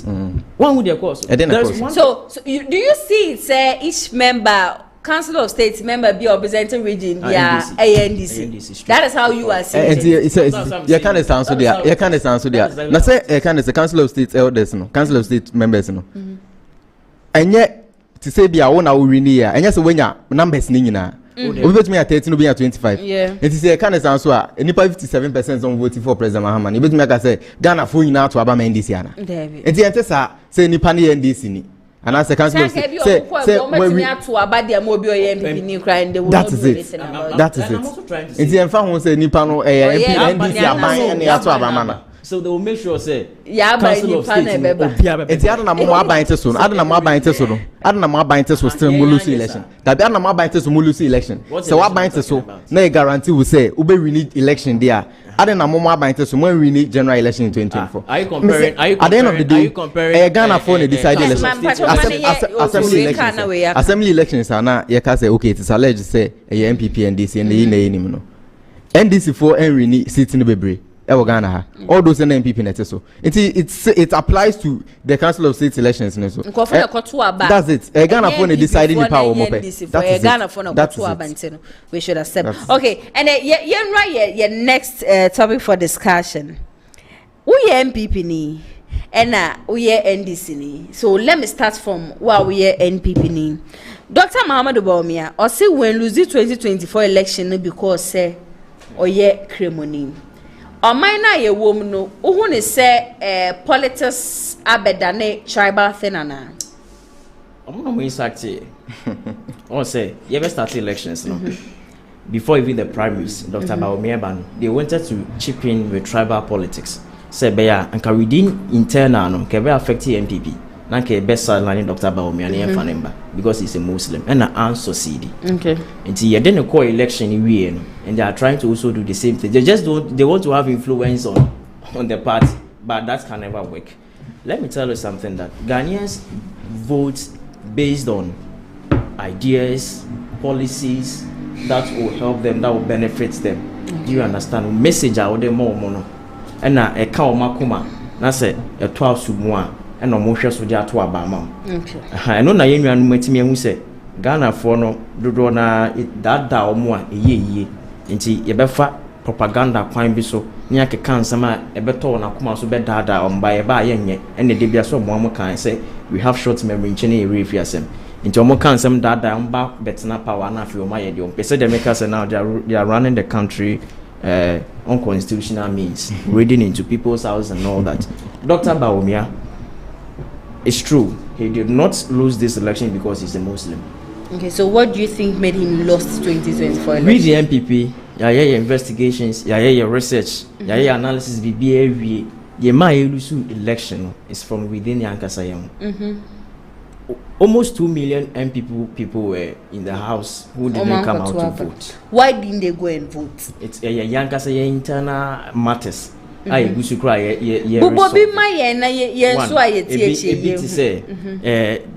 During primaries, said you selected parliamentary candidates.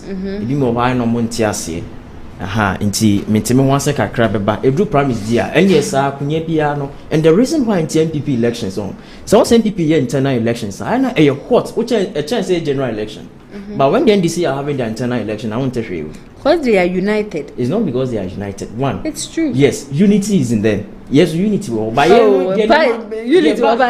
unity no ensure that any strong in say so far MPP see ho that's also presidential candidate ama the new patriotic party me no bit me nipa be 20 obi qualify qualifications are the be mo obi obi but wo bo ran this mo a o presidential candidate omo nya timi ka say ye kwa we pen no popular we ni whisker say but when it come to MPP nipa 20 na be nyo obi whisker Now people are mentioning names, right?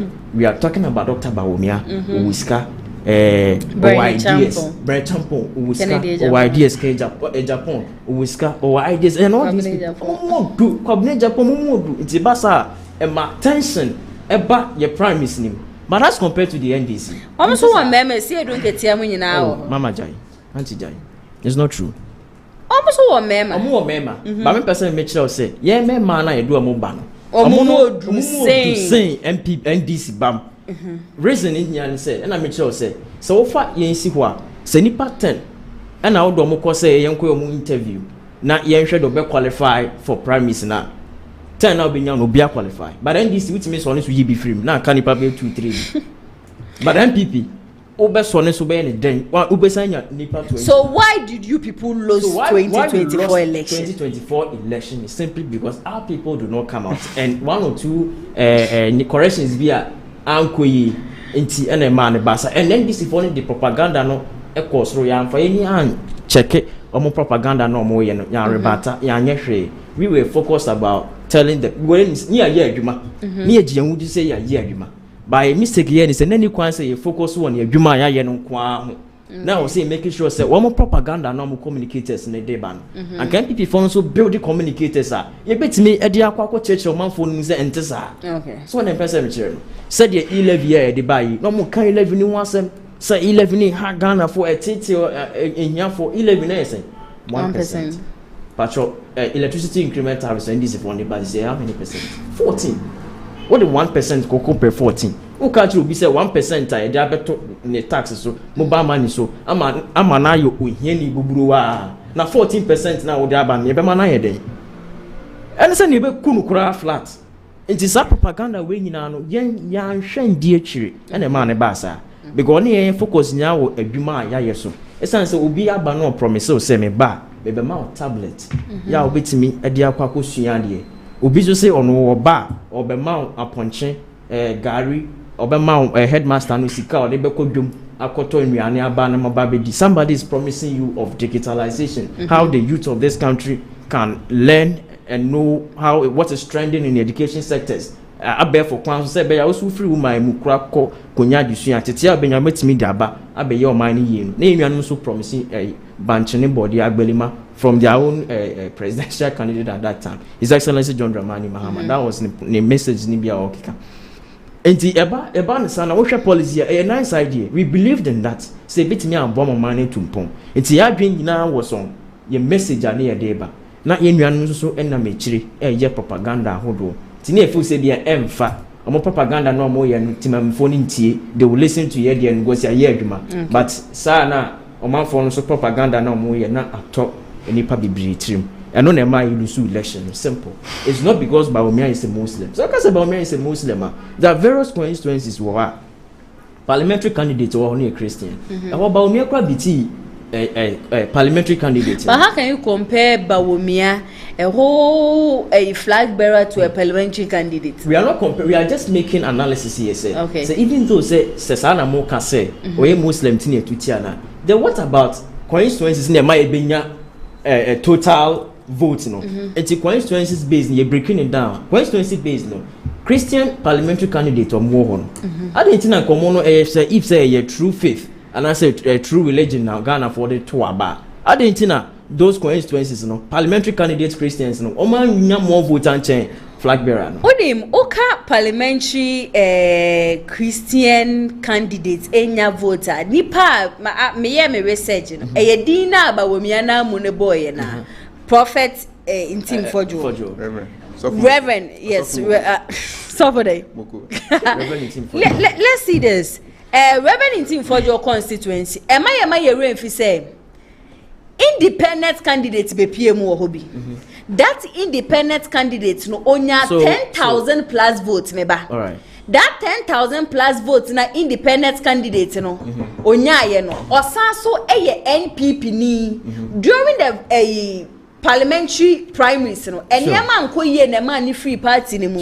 And wo ba as independent candidate. If sanka ni vote sa 10,000 plus no. What ko ka eye intim for your 16,000 plus na. Aka definitely obenya more votes than His Excellency, your former Vice President. Let me also ask you this question. So, do you think at this age, at this century, Ghanaians vote based on religion and faith they are in? Some do vote on religion. That's never true. It is true. During the campaign, we heard it several times. Oh, yeah, naba. Yeah, kremoni naba. Yenkoto aba ne fama kremoni. Meba, into which in Kremo Islamic constituencies and I say Islamic areas, no. I don't think I was talking about Bawumia Lusu elections. Some voted for him. But Olusu still there, no. Still based on religion. And northern parts and Muslims, Islamic communities will vote for Dr. Alhaji Mahmoud Bawumia because we're Muslims. Aside being a Muslim, tribe and so and that's what I'm telling you, that Ghanaians are wise enough not to vote based on religion, faith, or whatever they belong. But people said it's because he is a Muslim, we will not vote for him. Which people said it's because a lot of people. I am a media person. I speak to people. I go out. I listen to people's But views. I also want to let you know that Ghanaians will never do that. Ghana, you see, you're here enough. Yes, Auntie, you sitting here, will you vote based on religion? Will you vote based on faith? Yeah. What's that policies? I saw for Mpobe say yen to me makremoni embe I saw for no musia on bayes.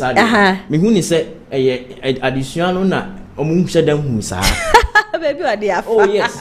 Additional omunche dem hu ni sa because uyo bia odwen o my Ghana ho. Na o my Ghana nkoso na o my Ghana kan ko da wakoma so a. Unhwe se nipa na oba no oye kremoni anaso ye tani. Na mum ohwe se nipa na oba no Ninsama Oka or resources of Bobby Tim Dabe Ninsama Oka. How does it affect the economy? As you sound so spending being was because the way you're suffering. That's a woda sorry, I know. That's a one sorry man ubia where you man so ya no can more correction. But you see, Michia MPP ni say I want him to accept we failed Ghanaians. That is why Ghanaians didn't vote for us. No. But Bawumia said when the fundamentals are weak, the exchange rate was exposed itself.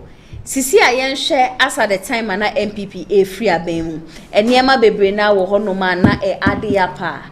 Na amagana for bebre na edi yaw ewo makumem. Some of this added up to NPP losing 2024 election. For that one, and Bawumia was also part of Nana Adodan Akufo-Addo's government. It's checking will be a one in Nana Adodan Akufo-Addo nam. Ni share the akosho. Ninyina ka ho. Na omo flag bearers hopefuls no. And as a presidential candidate person within NPP. One and now kan Akufo-Addo administration. No obia eka Akufo-Addo administration but somebody like Kwabena Japan. You cannot compare Kwabena Japan to Dr. Muhammadu Bawumia. So you know Kwabena Japan was a strong campaign person to Dr. Bawumia during the 2024 elections. That is after say yes, so-called PCE but Michelle said Ghanaians will never vote based on faith, religion, and all that. Okay. We should not even promote that. Okay. We will not travel politics here, mother. Yes, NDC. Almost started from drop before say ever started primary school. Oh, Bawumia and Kremoni. Yeah. One more from this is the current secretary now for the NDC. What's his name? Could you help me with his name? Yes, Philip Yavikweti. Or say MPP will never allow Kremoni to be a flag bearer. But it doesn't mean say Ghanaians. It doesn't mean say Ghanaians voted against Bawumia because of Kremoni. Also, you are even saying it. It's not based on religion. It's based on the policies and the campaign messages are the and the things the MPP did in government. Am I gonna for D yaw? And I'm just saying propaganda be room. He's not ready to accept to say the government didn't fail yet. The government is not ready. When you're ready to accept to say the government didn't fail. Ye buy ye shebo see ye be but any nyane so man for any sa so e be buy ka say ba e be provide school buses be 10,000 and e buy provide 9,000 obi so say other na went me provide 10,000 and 9,000 pen at the back if the person vote against him. Okay, so he didn't lose because he was he's a Muslim, but because our messages and our campaign with strategies no okay eje we from amintie we that means before I come to the main issue. Now we can say NPP for almost 2 million votes bills then Omanko votes yesterday. So Bekaya, one of the interviews of Honorable Kennedy Japan when say na why So as a yen ya say MPP for embu Ghanaians and as a place Ghanaians priorities no. Now we can say NPP for ASR because at the end of the day more 2 million votes be a bit me tribum. Nti eden ya munim say eden ya be win elections. Now we can say nipa 2 million vote ama e can say. Na is 2 million na o man 2 million o man vote ama ti o dey fan say o 2 million be o man vote ama NPP ama MPP and lose election because omo dwa MPP for nti say 2 million be vote yanka wo benya say come we 20%. Okay, I say 2 million here party faithful sir. So me a party now unim baby. Unim baby. Let me break this. Prior to 2024 elections na serious operations at Ashanti region na ye perceive who the reason na Ashanti region no nipa na mo register no edoso but say do election day na unhu nipa bebre yes but say time na so na say declare na nipa na sen akosoro. The reason na say investigations no dey to me ehun ni say enipa bebre na omudin e voter register no so kra no omunye enkofo mo exist. Okay. At the end of the day no ye trabalot in the gum. Kwada so ye intercept 500,000 people. Yeah, yes. Until after elections no beko we say obi afum na ballot boss me staff bebre. Until me dem who say we can say nipa 2 million na nkoto abana enye right because the vigilance of the NDC. How mutumi share say Ghana for and I say omu protect ballot and then ma NDC every elections. Into 2 million na Canada and as a or can't add the other ne ho and I say visa. You know say Uba NDC most why qualify say nipa bebre and qualify for flag bearership position. Now the parts of work say there is unity in the NDC and of course your motto is unity, stability and development. And it's always say obi ebetina ka say nipa qualify say obe nipa bebre and qualify when NDC most be flag bearers. Now say to make us say nipa ba qualify na Ghana for nyina 57% atwa. That's wow ko for no qualify no mo qualify wo party no. Nti mo betimi aye dia mo pe e wo party no. Anti no. Na o say meba ho later. No ka say NDC for your propaganda be prior to elections and even elections. Me start when I come to. Now or can say mean so say electricity tariff I increased by 14%. Na NDC aban. And I dey buy IMF yes, so I am putting on record say May 2023 mebao May you see how you see I say what Ghana call IMF you say any Ghana call IMF and my buy na aba mo buy no mo say IMF o man de Ghana call the ohia any ahokyere aba enti mo ba ma be research IMF program na kasa ND why were you doing propaganda at those times NDC aban we have never condemned to say emma obi anko IMF and mo na mo beka say mo kura na mo beka advanced countries you know they are not dependent so that's an exception case America deka America deka UK deka Ghana for deka it's here NDC for like that every time I am contesting the fact say I am contesting say or no can say NDC for and abe increase electricity tariff and you know correct IMF program amomo koye May 2023 na euro kufuado eni ni nwa Bawumia edi animu mo koye IMF program no and na conditions they say 3 months bia no and I say every quarter of the year no, like every quarter bia no I was say yeto electricity tariff mo and IMF program no and dey and na era 2025 mo and say you increase electricity tariff and na momo IMF program deal amokoye and am increase no 3 months be o man to bill mo akoti say momo buy and na 3 months be o moto electricity tariff mo 3 months be o moto water mo 3 months be o moto transport fuel mo it's now on Ghana 14% so it depends on the agreement how they went into the agreement say this time no NDC and I can say IMF into and I say NDC na can say into that is how no the program hasn't ended let me come into the main issue. Say Bawumia say he did not the MPP and also no more lose election because you're Muslim. Right. And then I mean member Bawumia but so say since me started say me follow politics no. This is the first time I hear Bawumia can occur. Say when lose elections on the grounds of say you're Muslim. And of course NDC 1992 constitution led by late President Rawlings de Baye no. Yemfoaso say ye ka say obi eye kremoni obi ye Christian nti no onko we die manenko ye bie mu obi a o qualify a oko na Bawumia na kasa nim say when Lucy election on the grounds of so you Muslim there now when him dey Lucy okay ni ti Lucy ne say emra na me thank you to you almost started so mokwe me kan ho asem say mo na mo de ohaw abre Ghana fo na Ghana fo su na afi de aban papa bi aba ana se Ghana fo ato ama nipa foforo na se NDC aban na mo de hihye pagu akwan mu asisi Ghana fo na ho to mo nkakra na mo san ahoto ne se me ba ho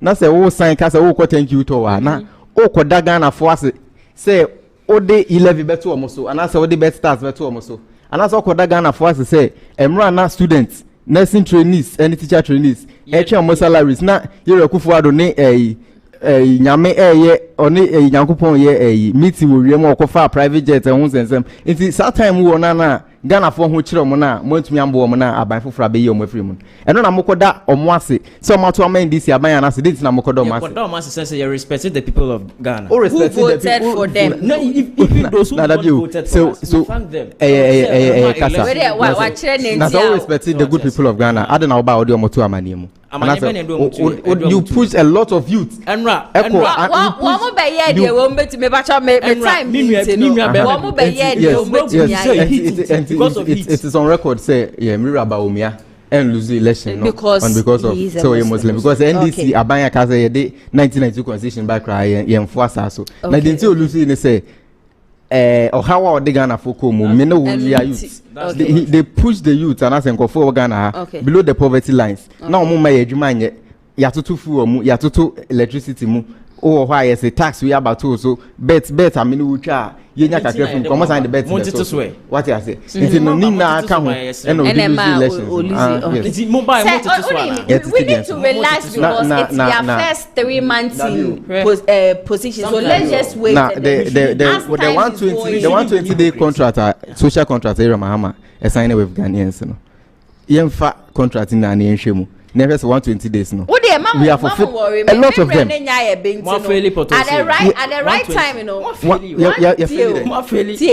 time goes on say so we definitely come and then 6 years so let me give each other 3 minutes the air so worth Chiman teaching hospital no what would you say about it 3 minutes sorry Tamale teaching hospital what would you say about 3 minutes okay me monitor my time what I will say about it they say say Tamale teaching hospital wa menya sure say na omuhia say be suspend and say be remove CEO no the CEO okay logistics and equipment omuhia mon sankan enti na ma some operation facilities bi wa na operate okay so what they compare MPP government ye ba power yenhwe who is the CEO and ya kasa onye na adwuma yi but we make sure say provisions omuhia provided and it's na buy kufa buy wo agenda 111 we hospitals are hold no wo sia very modern hospitals na government no hwa na wo ye we ye no free ho a ye ko hospital bi ne hu say hospital kro no omuhia renovations ne ya provided those renovations in the amount metima bo hospitals ni bebre ade amount sanye manu na okwa ohwe say as a minister ewo ho take effect so wo hwe na so sanye manu nyina wo ho na say individual no na enye na adwuma ya that is where you have the right so be the person sadent na wonye ye but here is the case whereby nipa no logistics ema bi wo wa ohia isuo kwa ho ayedin ama wo munye so what do you provide the ohia bitima ma na ye adwuma no ye de ama no ye wa bai mu doctors are na strike nurses strike but do say na otete no man nim but to see amoba power ya ma see Ghana Medical Association and the letter babonten catch mu say mamom sa doctor na ma suspended and I say mo yi na free one adamati yes you no enye kwan so say yi ni free o bibi no mu hia you provide that thing for them that's what the government you do okay so we can say we dey che dey na we yi nkofu bebredi because ye tia na say o say metro me complete 30 note na 30 note a metro pen na me dey tro no ye ba akopra e better complete 30 note enti me so you should have checked omo nyema omo behia na wa provide no dia mom. I think so omo letter no cry na before omo be resume no omo list a whole lot of medical mamety for them for cry at the ansana. So meaning because they were lacking these things logistics and na emma omo enyejuma. Okay, we need ma won so 3 minutes. Oh, kan no cry. Now say Ira Kufuado, the NPP government was committed to say omobeshe say health sector and be blooming now. Or state agenda 111 now me say agenda 111 now mo can we. You can say hospital near dan yesi ho. A high way. You bet me at the interior names a high hospital. Hospital air machines. What can I say? It won't mean consider MBNC or our machines in the Mawaka say a hospital. Machine. Agenda 111 project na mayen. Hospital. From Sesubo. Na from Sesubo. Na kacha me say. Hospital way. Machines to my function e adwuma. Mama fa nko trade there no bibia wo. E adwuma. They have adwuma. Things so inti abanya ba no you need to employ trade any there. Ofori was there recently. So he was there because he's doing it in favor of MPP. What's the agenda 11? What's the 111 hospitals? Now me say bobo. Now what two now what the crowd they are not fully operational. Now better catch them say what achieve target. So we agenda 111. Let's go back to what is going on in Temali. Yes, I'll come to that. Now I'll say health professionals and NPP town man go strike. You are by you Ghana Hana September 2024. Motrimen crack strike. Motrimen echo strike or wabaimo. Oh, but now I say more time. We for go strike. I can say strike now. Tamale Teaching Hospital health professionals and say health workers number 1. I can now most Muslims say is stage out and as a cost striker. I will see who say omo cost strike because of them. First and foremost, they are say omo person omunya better working conditions. What I say. And for me, I don't think say Omoko strike because they replace the CEO. They went on the strike because of the disrespect. You are turning and so that's all. Before they would resume from Omoniamana aside Niema instruments they said the health minister needs to apologize to them. Before Ansan needs to apologize to nurses, the CEO, the doctors and the nurses over there. CEO abanipa. CEO enye obi kase oye can say party ni ana CEO abanipa. Yeah. Into CEO any government in the ejuma. CEO is CEO of Tamale Teaching Hospital. And the health minister. Health minister is under president. It is our boss are back with you. Now say when who said due to your negligence, will be assuring in kwa. That's all console confront wa. I was on in the Casabasa. Oh, I don't into the decision to remove the CEO a health minister and the president at their discretion because a health can say president. So imagine the whole northern region having just 4 ICU, the whole northern region. So when I was starting, me can be say the best nanka health minister was anko ye ne say wo ba ye na wo be hu say eniema bi enko ye wo honom no e sanko no wo motena se. Okay, what is happening? What is going on? Or be on my list. This and this is what is making working condition. Now omunim say nyoma we na mo here until say you remove the CEO no. Until say so what say you provide and is what buy na tnasu. No, let me tell you something. You remove the CEO now. The nurses and the doctors say because Ube complaining say so sometimes they rather put their lives in danger to help save someone. Nipa no losing in life. And you want say nipa no losing in life. But the American say equipment weren't available. Fine. If equipment aren't available, am I the one supposed to provide the equipment? No. It's the health minister. You need to do something about it. Rather than speaking anyhow. The reason I Saki CEO no, it was on the ground to say, what supervise teaching hospital or mama will be losing a life, and they also will take full responsibility for that.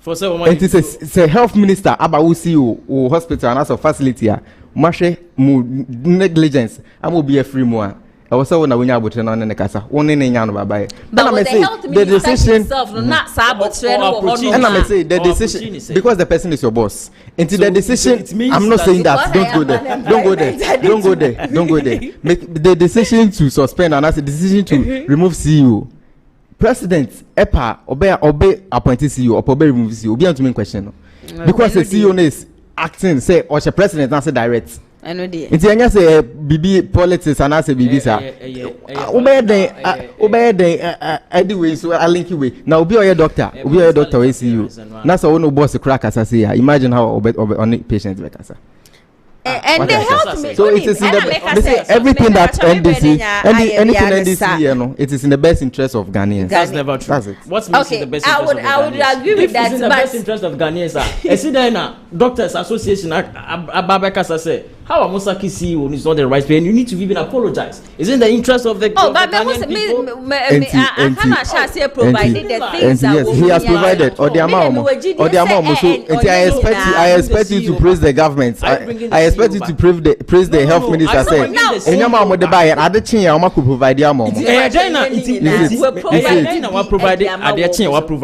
reason is that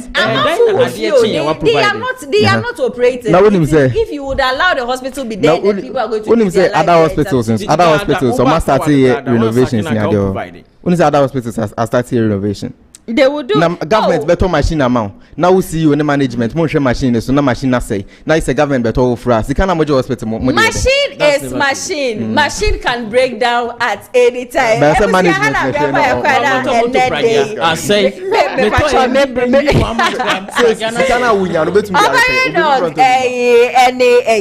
madam nyina see papa send so no yeto yensa efremo was showdown jumedi esumo be kan ye ho agya de akwaso o man ga na MP before actually wo madwe na NDC for so actually madwe loyal fans mo amoto mo jebre ehwe showdown emre no enya ayabia ne saye pagya ye mu yeda mu nyina so asem amode madwe nche so fa comment section ase no mu nyina so yeda mase eye production team ne medo bibiara asema no and it's na MC honom edema ye executive producer and so eye Mr Daniel yebo producer so eye Hana ATP midi ene na ya so ametenemu edema wo fadan so nyame adoma Monday yebesanso edi eshia same time 2 p.m. on the dot. Subscribe to the channel ema yesede be ya Monday yetenasia unso ubehu de ekoso ewo Ghana makramo.